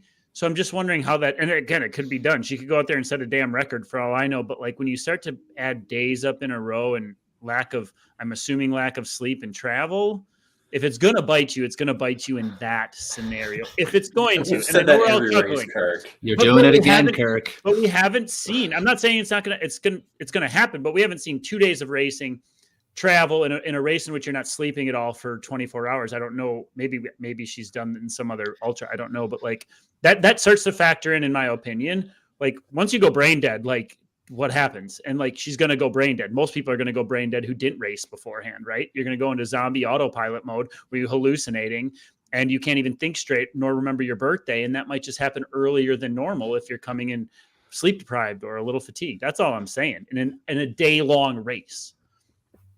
Now go ahead and shoot me down. You guys know what she did this past week where she finished off that 4-race 100-mile circuit, whatever. Where I forget, it was like Virginia, sort of Grand Slam. Old Dominion. Yeah, it was like the Grand Slam. That's the right term for it. Grand Slam of Ultra. Yeah, something like 78 hours combined, and she is the youngest ever finisher of it, 98. and also the women's record holder. I thought. Yeah, 98. 98. Sorry, yeah, 78. That's way too low. I'm just trying to pick holes in her potentially, and I'm not saying it's going to happen, but like if you're going to create a perfect storm, I don't know what else I would create. That's all I'm saying. Yeah, let's just slap a sticker over her face and say this is a faceless athlete. Why wouldn't you do this kind of thing? All right, let's say her attribute profile says that she does well on lack of sleep and racing back-to-back days. Sure, and you're doing it in the correct order. 3K, 15K, then the long grindy stuff. That's the correct order. Mm-hmm. But look at the demands just from like your traps, your lats, your forearms, your fingers. Those are the things that are going to come out of OCR Worlds. You can't cruise it. You're going to be stressed through there. And then you've got 24 hours of using those things. So even easy obstacles might start becoming a problem. Then you have to recruit other areas and you're just asking for, let's say, your obliques to cramp on descents or to start slipping off obstacles or even start having trouble throwing the spear. You're coming up short. Ankles. Does anyone get totally unscathed through the course in Stratton for a 3K and 15K? Now she's going to be on her feet for 24 hours. There's just going shorter to longer is the right move, but 24 hours is so obnoxious that this is the time when even Superman would crumble. I mean, maybe she wins it and we just sit here just like, yeah, of course, but you have to poke holes in the logic that you can go 24 hours after having raced hard. Let's not forget, this is at Tahoe 2019. You had Ryan Atkins and Rhea Coble do Eco Challenge less than a week beforehand. They had no sleep. They came into Tahoe and did a 24 They had sleep. Okay, they probably, yeah, I guess you're not right. During. They slept right after. But they slept. But it was a multi-day, very limited sleep effort leading into it, and they both did just fine. Atkins was 20 seconds off the win. Rhea, but it's the reverse order. Yeah. Right. No matter how Chris does at OCRWC, if she shows up to Ultra Worlds and wins, it will be the most impressive endurance feat I've seen in our space since I've known about the sport in 6 years, without question. I would say this would be the biggest absolute thing she has ever done to date. This is the biggest task she's faced as far as going out and performing well. It's certainly the dumbest. That too. Every other athlete coming in and what their week of taper plan is. Feet up, doing nothing. Yeah. What it puts into perspective is that if you get yourself used to work, your taper can include a work. At the very least, she teaches us that, I guess. Mm-hmm. But, oh my goodness, it's a world championship. Yeah. Bracken, just like in fantasy, you did such a good job in fantasy football. Good job on that last point, because if there is going to be something that would stop her, we haven't seen her in a 24-hour obstacle race. It is going to be hands, forearms, elbows, something like that, where it's not just one foot in front of the other. Yeah. That I can see being a problem coming off of OCR World Championships. We don't really know what that course is going to look like, but historically it's very demanding, forearms and hands. And but if, again, there's someone who could do it, she's a great fitness athlete. She spends time in the weight room. She obviously High Rocks world champion. Things happen though. Look at Josh Riedinger. He just dislocated a shoulder and he has monkey strength. He swings like an ape when he goes through obstacles. Chris's thing is that she's straight arm through everything. And that saves so much strength. But if something in the chain goes, you can't swing anymore. And now you've got to get up and you've got to account for it other places. And that is not the same. You're not the same athlete anymore. You're just not. Yeah, I think that's the scenario. If one piece of the chain breaks, you're a different athlete instantly. And now you've got to sit in it for 20 more hours. In my opinion, everything has to go perfectly. Like, she has to magically get her 8 hours of sleep on Thursday night before Friday's race. She has to get her 8 hours of sleep on Friday night before Saturday's race. Then she somehow has to get over to race venue and get a decent night's sleep the night before the ultra. Like, if she's going to go out and have a chance of like feeling good out there, I feel like that would be a way to set up for success. If it's anything like me, traveling before race, pre-race jitters, like sleep's out the window. So now we're looking at like 3 nights in a row of not great sleep, plus them being awake for a day. That's going to be a challenge. I'm just saying. Doesn't she usually like camp before races at all? I hope she gets a fresh mountain air. She's not like you, Kirk. I'm just saying. There's 2 things in her favor right now, though. The first is that exact thing. If you had to prepare for something foolish like this, you'd live the foolish style of racing she's lived this year. Do a 100-miler, go do a race up in Canada, backpack in, hike across Colorado, and then do a 100-miler. These are the kind of things that are going to make this weekend seem kind of like Gaudette isn't surprised by the dark anymore because he lives in it. She's not going to be surprised by fatigue or weird sleep because she's living in it. So that is going to help. And then the second thing is she's going East Coast to West Coast, and that's going to help a ton. If it were the reverse order, she would be in trouble. But if she leaves there at like 2 p.m, she gets back probably by 2 p.m. to West Coast, and she can catch up on a ton of sleep if she's able to. She at least has the hours in the day. What'd you say? What kind of flight are you on? Where you have it's 3 hours difference. 3 hours ahead. It would probably be like that, Jack. Maybe an hour. Maybe you get there at 3. It's a 6-hour cross-country flight. Okay, so let's say she leaves at noon and gets back at 2. Point being, she's not losing. She's not losing time in her day. She's gaining available sleep hours. Where if she went from West Coast to East Coast, you're kind of screwed in terms of you just got to get in and almost basically get up for your race. She will have the benefit of time zones to help her. So she has 2 things on her side along with whatever else she brings to the table. But I just certainly wouldn't want to do it myself. Let's say that we take every single athlete in this entire field, men and women, and we're like, let's do this. How many others do you think have a possibility of podiuming either end of the spectrum with these fields? Tyler. You don't think Gaudette would have a chance at OCR Worlds? Maybe like a 15K. Yeah, he could. I just think Tyler has a better chance at that race. He has the fitness to do it. Okay. We just haven't seen him on a technical mountain course yet do that. Let's add in the entire sport. Is Chris the only one? Do you think at this point Atkins would struggle if we're in the same exact timeline? Nope. Friday 3K. You think any difference there, or you think he'd be able to pull it off still? I think he does it. I think he does it. Me too. And maybe Rylan, what we've seen from him. What can't he do? 24 hours though. We've never seen anything like that. Why not? Not doubting it. Yeah, no, we've seen crazy first time. He's out there just doing stuff. He's always doing things. He Albin probably. I'd give him the benefit of the doubt. Albin. But we haven't seen him do that well at a 24-hour race. He got 110 miles once, or 105 with Atkins at World Stuff Fest. Yeah, they got like $50,000 each. So big day. Nice. But, yeah. And one other question on this, since we're talking about Chris, if you're looking at the names, we're not seeing Rhea. We're assuming Katie Knight's there, but she's not on the list. Amelia obviously isn't in her heyday anymore. How do you think her strategy? Do you think she would have done this if all 3 of those in their prime were all here at the same time, or do you think she just doesn't care? She'd just want to do the experience. She doesn't seem to care. She doesn't care who's there. Yeah. She's doing it. She probably want to do it more if there are more people there. Yeah. If you put Katie Knight and Chris head to head completely fresh, is it easy to distinguish a clearly more favored athlete even on just say completely fresh legs? Or do we know? I don't really know Katie's top end run potential. She strikes me more as a grinder, right? And I could be wrong there, but do we know, like, just say head to head, same circumstances, same lead in? Do we even have a heavy favorite between those two, given what Katie's done in these 24-hour races? Just bringing more people into the conversation now.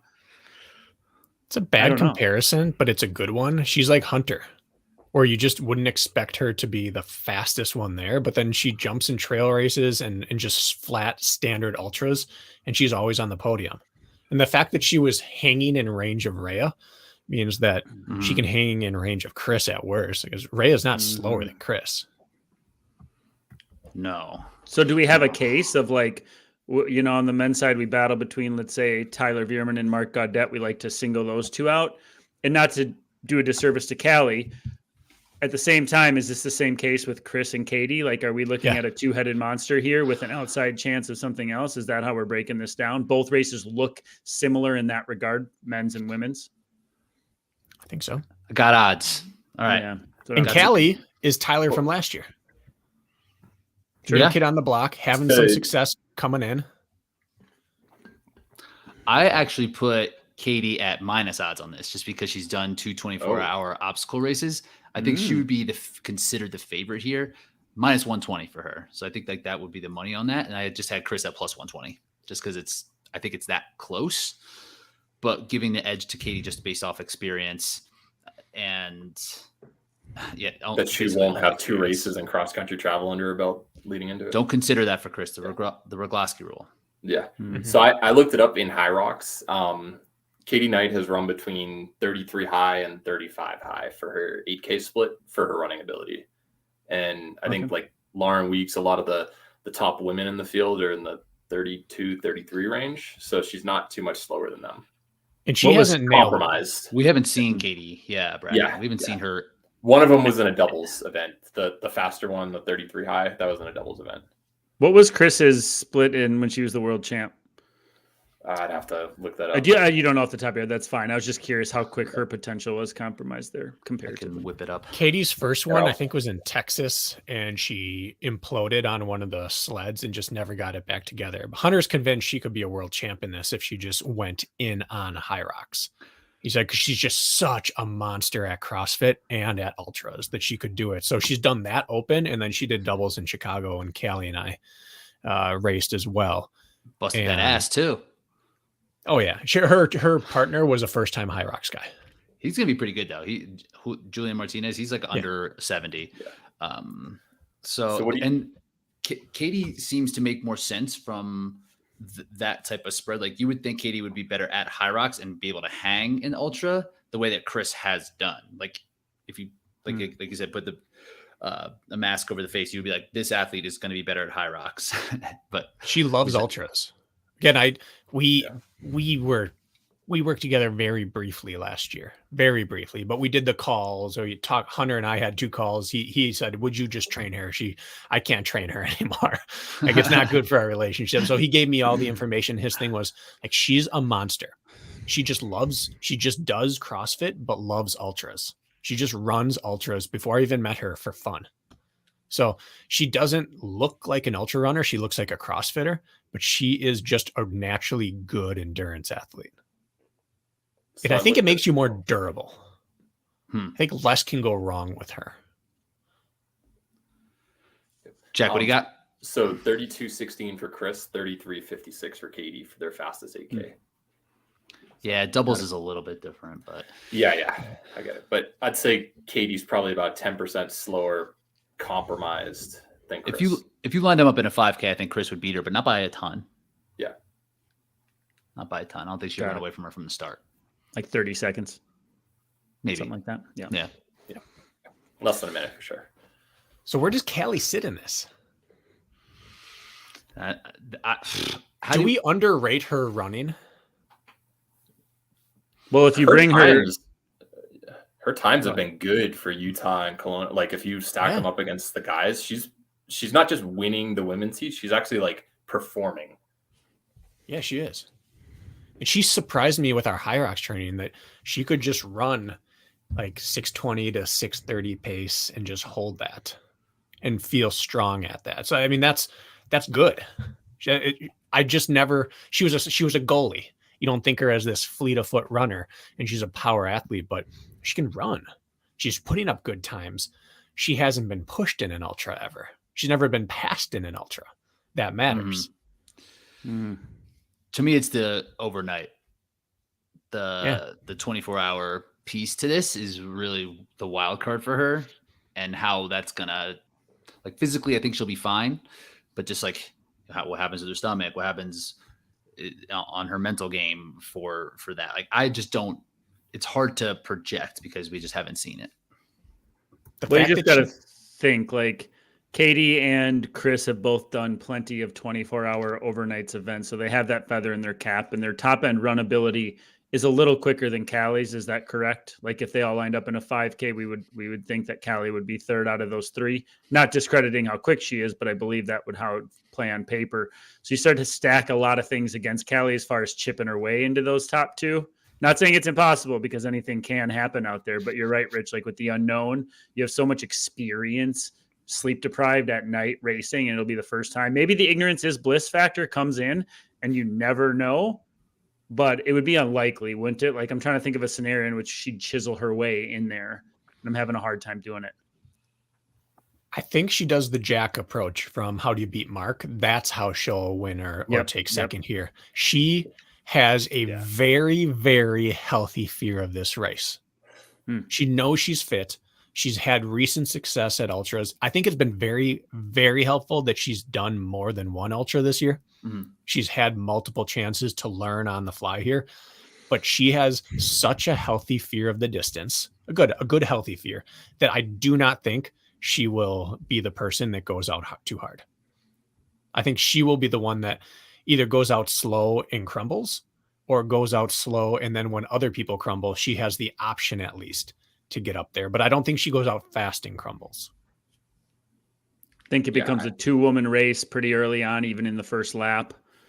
And then there's a gap, and then things sort out from there. But Callie endures, so to speak, by playing it smart, playing it cerebrally. Yeah, she's unless Chris Mendoza, basically. Unless this pace is easy to her. Unless the pace that the girls go out at is just something she's like, wow, I'm going easy and this is okay. You think Chris Rogloski is going to go out easy? No, but Katie might. I don't know. It's fast to me. I'm like, I love the men's field. I do, because I know so many of the guys in there more than I know the women. But the women's field, the race fascinates me more than the men's this year. Yeah. The unknowns. I think something that's really going to help Callie, and we've talked about it in the past, she and I, it's going to be colder. She's an athlete who struggles in the heat, and she kind of got over that limitation in Utah on a pretty brutal Ultra Beast course. But when it gets colder, she really loves it. I think that's going to affect some people who just don't like having cold hands and their body temperature goes down as they're not moving as fast in the middle of the night. She's one of those athletes who's going to thrive on that. So I think even though we've never seen her pass, a third of the way through of a 24-hour race, she's only done about 8 hours for an ultra.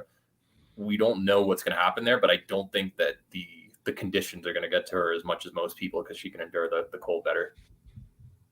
Unfortunately for her, Chris and Katie are the same thing.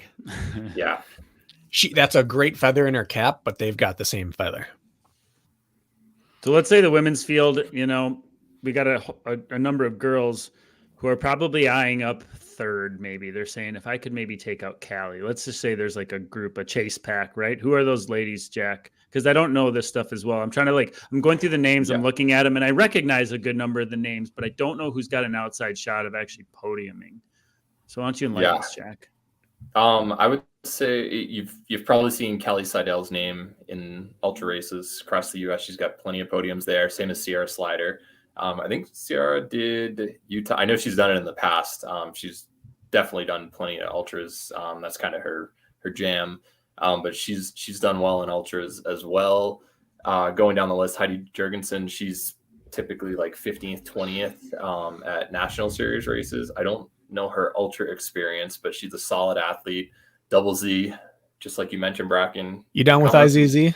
Yeah.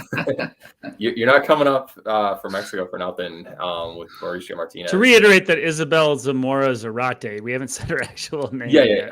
She has the coolest initials, though. Like, double Z. That's a pretty awesome one. And then the girl after her, Ivana Kolaric, she has done a lot of races in the Middle East and in Asia. I'm just looking at her profile right here, and she got third place in the Morzine Ultra Beast earlier this year, and that was a 9.5-hour race. You guys have probably seen Morzine. That is not an easy venue at all, but that's her only Ultra Beast that I've got record of her in. But clearly she's putting some serious focus in it this year. She's got a number of podiums across the Middle East and Asia through the years. So I wouldn't be surprised to see her, just based on the list of names here, end up right around 5th or so. And you know what? 9 hours matters. Yeah. I've raced 4 through 6 a few times. I can make it 6, but I'm at the end of my ability. So a Spartan Ultra, a 6-hour might not be indicative of 24, but I don't think you can fake 9 hours. 9 is closer to 24 than 6 is, obviously. But like 9 is closer to 24 than I think 9 is to 4, if that makes any sense. Yeah. Like once you cross over 7-8 hours, that means something. So I actually totally forgot about this. No. This is key. Ivana got 10th in Abu Dhabi last year. So she was ahead of Alex Walker. She was ahead of Ulrika, ahead of Casey Monroe, just behind, like a few minutes behind Ida. So that could make her a contender to win if she's got that top end potential. Wow. Yep. Do we have any runners in the field? Any ultra runners that have just Nicole decided to try this? I know Nicole McManus, she won Tahoe Ultra, not when it was the World Championship, but she's won it in the past. And I don't know how to say her name, Renate Kaufman. She's done a ton of World's Toughest Mudders. I think like almost every one since the beginning. So she's got a ton of experience in this field as well.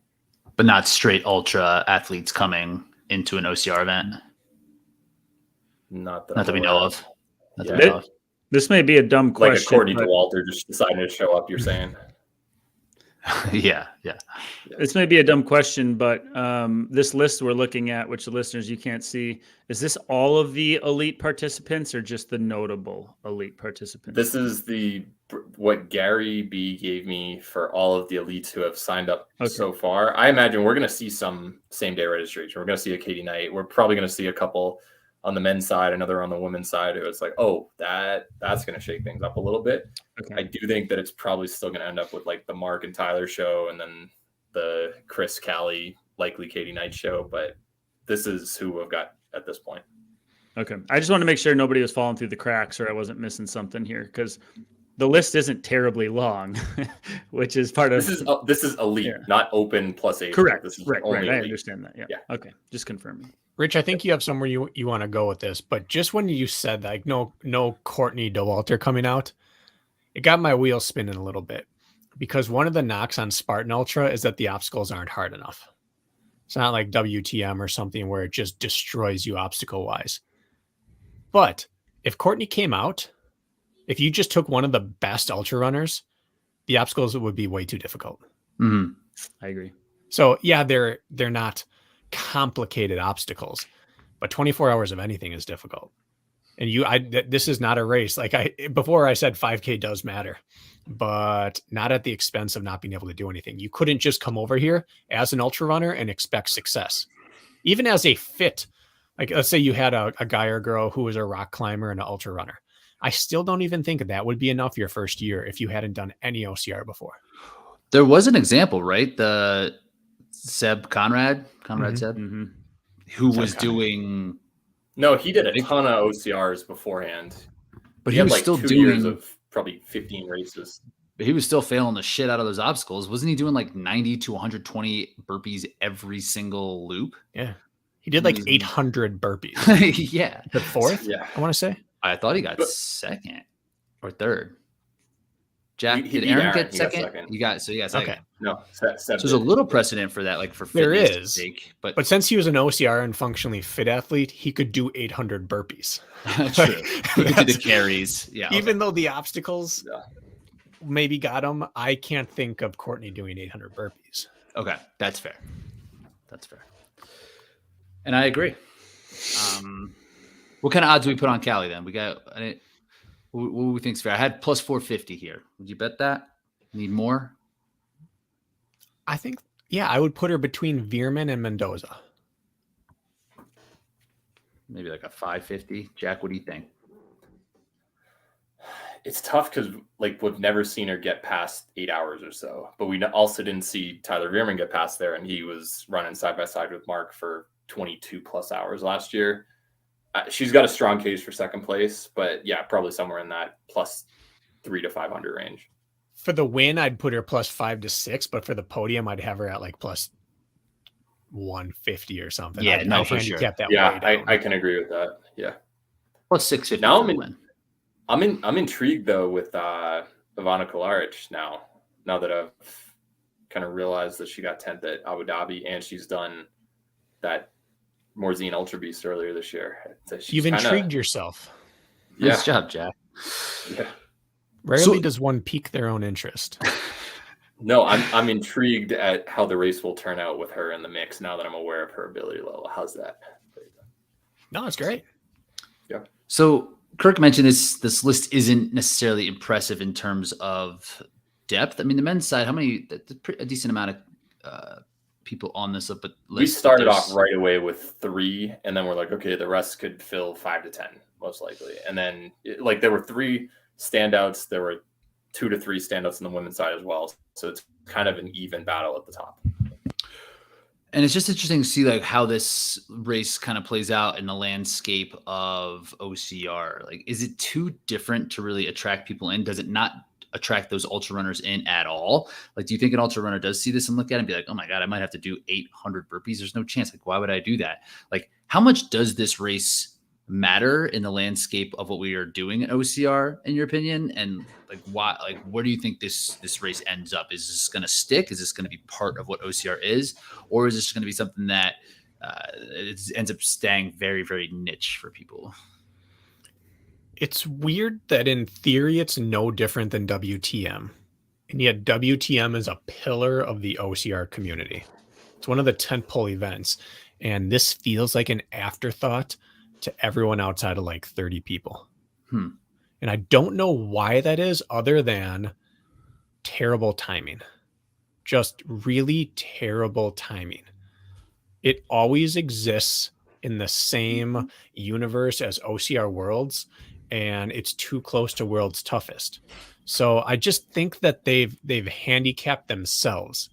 They've set their ceiling low by putting it at a time of year where they've forced it to become a niche event. Do you remember when there was like a nice compact racing season and they had room to move races around that made sense based on time of year and schedule? A nice confined U.S. National Series and then a 2 or 3 month break until, let's say, Ultra Worlds, and there was a chance for like some sort of flow, and other race series were somewhat taken into consideration for higher turnout. So you schedule on certain dates based on the flow of a general season. And now there's so many events, there's so many races, there's so many niches that they're all just butting heads with each other, right? It's like there's no perfect timing for anything because it's always in season. Like, when the heck are you going to do it? And Spartan goes and throws a U.S. National Series race in October. Like, what the heck are you thinking there? Like, what happened to like flow and ebb and flow? Like, the NFL season works for a reason because it's compact. It happens when it happens. And then there's time for other things, which would mean like an Ultra Worlds or anything like that. I just think it's just a jumbled mess. Like, whoever's designing the flow of the season needs to be fired.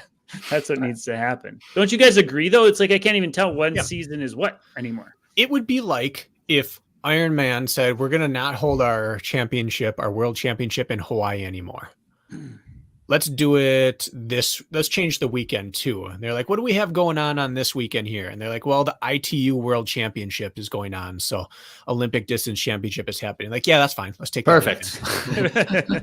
No, that wouldn't fly in the meeting. You'd be kicked out of the meeting for suggesting that. Well, it depends if it's the same person who's signing off on that 30-minute penalty. Depends on the meeting. Right. But you wouldn't do it. It just doesn't. You wouldn't have the Final Four held on the same weekend as the NBA Finals. Right.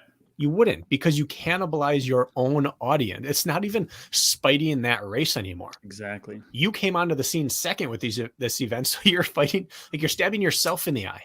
I can't get behind that decision. There are so many other weekends in the year it could be, and where it would make logical sense. And the spring is wide open. So wide open. Take that February time slot, bump the U.S. National Series back to March or April, and life's great. Give people a couple months to recover after that. Just think of, since the beginning, World's Toughest Mudder has been just before Thanksgiving, or I think at the beginning it might have been early December, but it's kind of mid-December, mid-November, early December. That's just what it is. Tahoe, Killington, last week of September, first week of October, pretty much for a decade in a row. Now move to Abu Dhabi. You've got climate issues there. You can't hold it at the end of September. Everyone would just fry. It would just be a heat survival contest. And even in December, it was still pretty hot from what it looked like. The calendar just doesn't line up. Yeah. And with the amount of recovery that goes into a race like this, a 24-hour one, unless you're Chris Rogloski or Katie Knight, you're probably not going to be doing both of the, you can't just 2 weeks later, you're feeling good again and then get right back into a series. I was going to suggest the same thing as you, Bracken. Have it early on in the season. Have it in February, January, whatever. Start the year off with it, and then don't have a series race until April, for instance. And then you've got everybody recovered. You attract the age groupers, the elite, the open. Every single person who wants to do these series races, they've got time to recover, let their body, and then you've got a nice, more compact season instead of stretching it out from February to October and then fill in more events in November, December as the years go by. Yeah, and let's take a look at Spartan Pro Team members and Spartan podium winners at National Series, North American or Regional Champs, or World Champions who have also done 24-hour events. Like, they're poster children. They have Atkins, they have Lindsay, they have Albin, they have Batris, they have Gaudet, they have Rhea. Like, all these people are the people that they build their season around, and they all want to do this event, and they're all good at it. They could then spend all off season, in quotes, all base building season preparing for an ultra in spring. Then they could take their mid-season break in spring and get ready for a late spring start to the National Series year, and then progress up to World Championships again. Take your time off after your September World Championship, start back up training, and get ready for Ultra Worlds at the end of it. It just makes sense from a training flow. Like, they're not punishing OCR World. They're punishing their athletes, and they're taking their own profits away. That's their biggest problem. I think that Spartan is cannibalizing itself. It doesn't even realize with the flow of its season, the way it flows, like, they are just swimming upstream with they don't understand. I think what they don't understand is how important the scheduling and ebb and flow, like, people who are making the decisions to put races where are obviously doing like venue availability and what works with our schedule. But if you want to cater at least to the top end of the field, like, it is very important to have an ebb and flow to our season, so we feel like we're squeezing the most juice out of all of our hard work. And we've seen the polar opposite. We've seen them make an absolute diarrhea mess out of their schedule. And all of us are like, how do we even approach this? Like, we care about periodization and top performance, and it's like basically impossible to do this. And we take ourselves seriously, as we should. We care about this sport. And you look at the schedule, you're like, this is a joke. Like, the flow of the year is not a flow of the year. And that's the problem they're running into, is they're cannibalizing themselves.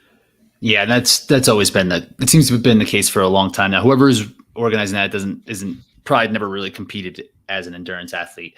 So do we think that they need, now it's two companies of one, right? It seems like they created this 5 years ago to compete with a World's Toughest, and there was an enduro or whatever. But now they're the same company. Do they need both? Or does one just turn into more like a death race type of thing where it's like, hey, let's go to Tahoe because it's cool. Let's do a 24-hour race, but let's make it for the more adventurous people. Or do they just like take it back and just like save the money on doing this event and just, pay Aaron Newell for a Killington? They should just make it a ultra. A Spartan Ultra Championship, a 50K. A 50K would be sweet. Yeah. And then you have your World's Toughest, but you said that whoever's doing this never raced or trained, and that's absolutely right. But they also didn't take any sort of marketing classes because they had a live stream last year. And I assume they're going to have some version of that this year. Whatever numbers they got, add Ryan Atkins into the race, and that's going to launch up. Add Rhea Kobelin, that's going to move up. You add these people who are your biggest draws, and your product is more saleable at this point. You can sell more sponsorship off of it if you let Ryan Atkins into the race. And if Lindsay wants to come do it, if you bring the Canadians down, I guarantee you could probably make twice as much off of it just by having them there, because you're going to have twice as many people tune into the stream. It just, I don't see any losing to this scenario. I see only positive if they got out of their own way. It would be a lot easier to convince the top athletes as well to do an 8-hour event, because you can recover from it. Like, a lot of them do really long efforts in training throughout the season, and that's much quicker recovery time versus 24 hours. So I think you would have some more people willing to give it a shot if it was a 50K. And more people do World's Toughest then too. Yeah. Right. Right. They're not making us choose. Oh, definitely. You know? Yeah. They're not making them choose. So that would really solve. And that would be a cool race too. A 50K obstacle race. Mm-hmm. I mean, that's the Ultra Beast. I need a little context here. For context, do we have general registrations or participants for WTM versus registrations or participants for Spartan Ultra? Do we know what the discrepancy is there? Like, are we talking like a quarter of the participation at Spartan Ultra World Champs or less? Like, do we have any perspective there? No, I don't know it. They do gate World's Toughest. You qualify to different levels in, and I don't think they might not put through, their numbers might not be totally different, but you're paying significantly more for WTM. Like, it's an experience. It is a festival. It is it's like $500. It's like Burning Man. Yeah, it seems like it's ultras. Fun. Yeah. And what are the payouts of the two? I have not looked at this yet, because this factors in too. Like, why not? Last year was 12. Yeah, 10 or 12. I know they do 5 deep for World's Toughest Motor. I thought last year Spartan was 12 too for the winner. 12 deep or 12,000? 12,000 for 12,000. Knowing that, it is a little shocking to see the field. I mean, it just shows that how many people are money motivated. And I would say, is Mark Gaudet or Tyler Veerman money motivated to go do this? I think this is a passion project that happens to maybe get them paid. Same goes for anybody else that's out there. Like, it's shocking to me, but not that the price purse doesn't make the draw in itself. Like, Spartan, they're going to pay that out. How are they going to make money on this event? This is a net loss event. It has to be. I look at third place to decide if it's a money draw event or not. Because if you have a Gaudet there, unless you're Atkins or someone who believes that they're going to go in and win, I think you look at third place and say, is this worth my time? And if it goes 12-8-6 or something like that, which I'm not sure it does, but if it's 5 or 6 for third, is that worth not doing the U.S. National Series and maybe not going to Abu Dhabi? I don't think it is for most people. I think when you're talking like 30-20-10 or something like that, that matters. But first place, when they cranked up the North American Championship, and they talked about, this is the most, and Watson said, this is the most money you could ever make. And Newell's like, no, it's not. He's like, we've never given away this much. It's like, yeah, but that only excites 2 or 3 people. Right. Like, Atkins gets pumped. Ryland got pumped. Hawk got pumped. Everyone else is like, yeah, but 8th place is only $400 now. It doesn't change anyone else's life. The rich get a little richer, but the people who are going to show up and hope I can snag something, I don't know if you put in 6 months of training for $4,000. It's just like, what did we have? We had 40 male athletes, Jack, on that list, elite, and maybe 20 women. And you start thinking half of those entry fees are paid because they're maybe on the Spartan Pro team or they have some sort of deal. And then you talk about the age group and open weight participants, and you start doing the math on what it costs to set up an event like that and pay out the athletes if they ever do. And you start going like, I don't know where this money is coming from and how this is even a sustainable. Not that we need to get in that whole rabbit hole, but it's just where my brain's going right now. It's like, how is this even a sustainable event? Yeah. Well, think of all the people who last year until you 24-hour race championship, but would do a 50K. Right. Like, Woods would have always done it. You would do it. I would consider doing it. You would have a lot of people who, yeah, I can extend for 30 miles, but 24 hours, that's not really racing anymore. That's surviving. Your registrations would skyrocket. And you already have I'm not taking away a 24 from the community. You have World's Toughest, which does it and does it right. And it gives everyone that visceral experience they're looking for. And then put it the week after OCRWC instead of the same week, and you'd have a lot of people rolling the dice and say, sure, why not? Let's go see if we can swing it. Or spring. So I found an article on ORM. In 2017, Iceland, they had 379 total participants, 86 elite. 2018, Iceland, they had 387 total, 82 elite.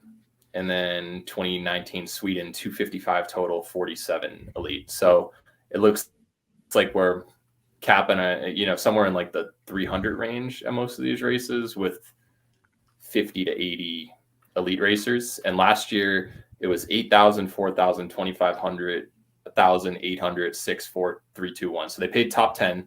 Only the top 4 made $1,000 or more. It was 35,000 total for the prize. I can't find specifics this year, but they have a prize pot of 42,500. So they've upped it by 7,500 this year. I'm assuming they're paying 10 deep. Maybe it'll be a little higher for first, second, third, but that's all I can find. Fourth place was 1,000.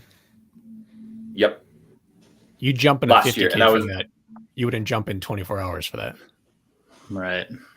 Not that the ultra world is money motivated, because people are out running Western states for the chance to finish the course. They're killing themselves for a golden ticket for a chance to try it. This is not a money motivated sport, but it's a big ask to skip something else to come there. That's the big thing about the other ones.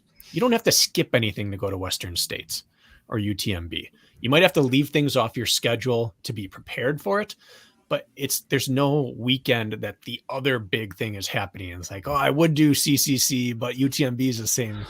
I mean, yeah, sure, it's in the same ecosystem, but you don't have to skip Sierra Zanal because OCC is the same day. Like, that wouldn't make any sense. Yeah, so this really is a scheduling conflict first, a scheduling issue, but then also, an event. I think it is an event issue as well. Like, just make it a 50K. Have people, if you don't want to move with the venue or whatever. So I think there are options here for this to be appealing from the Spartan sense of things. But it just seems less fun than a World's Toughest. It's like you have your own event name, like the Ultra or Ultra Beast formerly, and that's 50K. You should have a championship for that and just pass it off. World's Toughest Mudder, you have the 24-hour under our umbrella. Yeah. $309 to register as well for open. Who knows what it is for elite? Starts to add up, right? It's for a deal, 24 hours of racing. But money. At that point, I'd invest in World's Toughest. And it's the same umbrella now. It's like the big thing. Right. Burger King started making their Egg McMuffin version, which just isn't as good as McDonald's. But if they bought McDonald's, should they keep making their crappy version? Or would they just be like, listen, we already got the sandwich. We don't need the sandwich anymore. We've got the Egg McMuffin. But they kept having it, and they're wasting money fulfilling those. I just don't understand. You own it. I don't know. Don't compete with it. That's probably way down the line in list of things that they need to deal with first. That's probably 2026's problem. They got stuff to work out, it seems. But even think of entry fee. If it's double the amount of money to register for World's Toughest, right? Why would you put a competing event a month before that's half the price? Right. Put it afterwards maybe, but not before, so that people are not even considering going for your big ticket item. Do you think that it has to do geography? Like, a lot of people complain about East Coast, West Coast, and it's just above the Florida Panhandle this year, right? Gulf Shores. That's where World's Toughest Mudder is. This one's West Coast, Lake Tahoe. I like that as a role. Just again, not so close that you have to choose. Yeah, have one in April, have one in October, something like that. Split it up. Yeah, I think the hands down best way is to make it a 50K. Said and done, completely different. Like, that's the best way to get to quadruple the participation. That'd be so fun. We could do a draft for that. In a 50K, you could sell $200 tickets easy rather than 300, and you would get quadruple, like you said, Kirk, quadruple the participants. Easy. Age groupers, you could have the whole, they would come out for that for sure. And it would be more watchable. It's not a 24-hour check-in. It's something that I might actually be able to dip in and out of the entire morning while I'm curiously watching, which just makes it more consumable. 24 hours not to as be done scary race. of a distance either. World's Toughest, you can watch for 24. UTMB, you can watch for 24. Western States, you can tune in for all 17 or whatever the course record is going to be to break it. I think people just kind of picked and chose what they're going to watch for Tahoe last year, unless you had a buddy there or a teammate or whatever. for Telluride. Yeah, do you want to do we could do a 24-hour watch along, Race Brain watch along, throw it up on YouTube. I think that'll be content. Get Colderosa out there with the live feed. Yeah, we would just sit here and wouldn't be able to see anything. Yeah. I feel like maybe we're crapping on it just a little bit, the event or like the flow, but I don't want to take away from how big this event is, how important it is, how monumental it is for the athletes that are choosing to do it. Like, this is a very legit event with great competition. I don't want to lose that in our ramblings here, but I just want to make sure we come back to that point. This is great. This is going to be a fantastic event. It's just the turnout numbers are low, and we're dissecting why. Simple as that. We care about it so much that we want more people to be able to do it. Exactly. Right. I just want to clarify that we're not shitting on the event for the sake of doing that, because it's fantastic. Just the numbers we feel like are a little low. That's it. I have athletes there. Yeah. I'm going to stay up all night tracking this thing. I just wish more could do it. Me too. Yeah. We've done the same critiquing for the Spirit Throw for Spartan with the sleds on High Rock. We've had full episodes dedicated to it. At the end of the day, racing's racing. That's what we're going to care about. We're still going to check the leaderboards. It's just suggested improvements on how we think everything can go better. Exactly. Great. Let's punctuate that. So next week, we're going to be doing OCR World Championships draft. Jack he's got his Russian, his French, his Italian all typed out to send out to people to see who's going to be participating. So we're in trouble. That. We are in trouble. Hey, earlier this year, I said, do you guys want to do a Spartan only thing? And you said, look, we're adding this one. So we got both hands tied behind all our backs, and Jack is just there running around, both hands free. He's gonna throwing it in our face. He's gonna blow it. He's gonna be too arrogant. He's gonna be too arrogant, taking people that we wouldn't take, and just. As of now, John Alvin is not going. No surprise. Yeah. I'm drafting him and KBB. Who first? Early rounds. Rich, Chris first. I have a live suggestion for what we should do for events in the future, or for topics in the future. I think we should put our mouth where our mouth is. Like, if we're going to run our mouth talking about why things aren't working, I would like to do a hybrid race and an ultra race, and maybe a Spartan season where we actually go through and present what we think the best thing is. How would we design an ultra championship? Where would the course be? What would it look like? What would our ultimate hybrid race look like? If we had to build the OCR season, what would it be? I'd like to actually do one where we offer some suggestions, but it's mostly criticism. I feel like that's what it turns into. I'd like to offer, here's what I would do. Cool. It doesn't matter if it's right or not, but it starts the conversation a little bit differently. I'd like to build out the Ultra World Championship. We can make that work for sure. I want to do that we talked about that a little bit last week with hybrid racing, like build a hybrid race. How does it fit? Where to do it? Yeah, we can get there's legs in that. We can talk about that for a long time. So stay tuned. Make sure you subscribe to Race Brain podcast. Follow us on Instagram, race.brain. What do we got in the running public this week? We're just taking up a collection so that we can pay Aaron Newell his prize. That's all we're going to do. See how that goes. Seems like some would not contribute. I don't want to get started on that, to be honest. So we're not talking about that. I don't think we should. I think our guest this week is somebody that we're chatting to right now. I think we're gonna lock it in right now. You're our guest this week, Rich. Wow, this sounds like something you want to see. Now you're in. Tell them what we're going to talk about, Rich. Oh, we're talking about hybrid racing. We're talking about preparing for hybrid racing, going hybrid. We're going to get in the weeds. This is a training Tuesday in long form. Talking about making the transition from being a pure runner or obstacle racer to hybrid space. Rich is our expert because I think you've done it as well or better than anybody making that transition. Is it going to come out on Tuesday or is it going to be Friday? Is it Friday? Oh, it's not. It's Friday. Do you do train Tuesdays on Fridays? No, that's what I'm saying. This is the weekend long run episode, but it's basically going to be one long training talk. With some BS there. Now you can't back out. I just committed you before we officially made this official. So sorry about that. Gotta check the schedule. But in case Rich misses weight, Jack, are you waiting in the wings to save the event? Absolutely. Just like Rich for the OCR report on the Spartan coverage. I'm there waiting. Just need the call. And you had training Tuesday? What'd you guys talk about? We talked about how to get tricks to get yourself either to get your shoes on and get out the door, like little ways around it, and also tricks how to make yourself work hard. People who are afraid of the pain and shy away once it gets bad. Kind of talked about ways to play the mind game of getting the work done or getting the hard work done if you're pain averse. So we talked about those two things. I like that. What about you? Important. Very important. People don't know where to go, how far to get into it.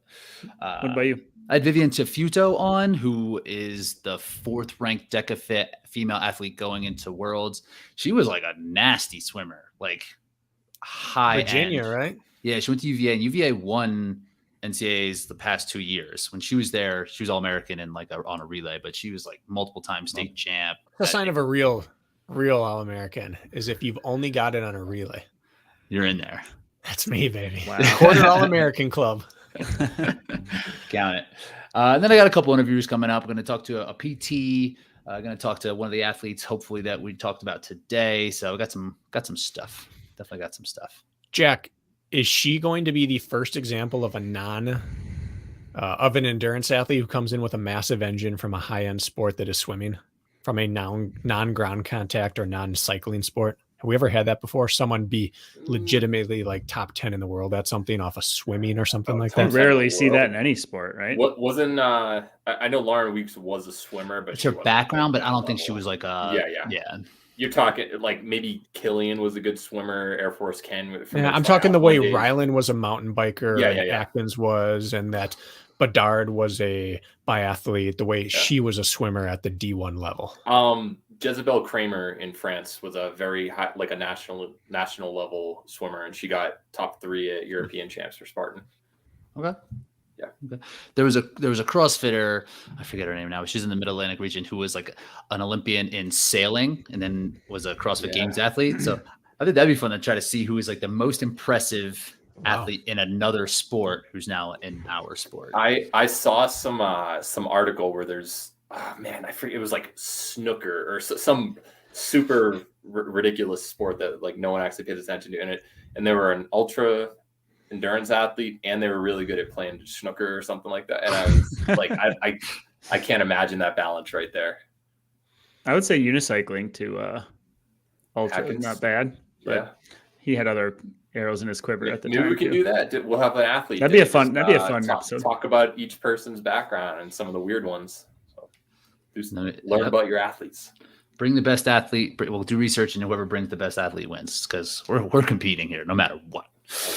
All right. Well, we'll see you next week for the draft. Appreciate you guys hanging in there with us and listening. As always, make sure to take a look at our Patreon if you want to support the show. Get those mod shirts because they're looking nice. All right, fellas. That's it for us. Sweet. We're out of here. See ya.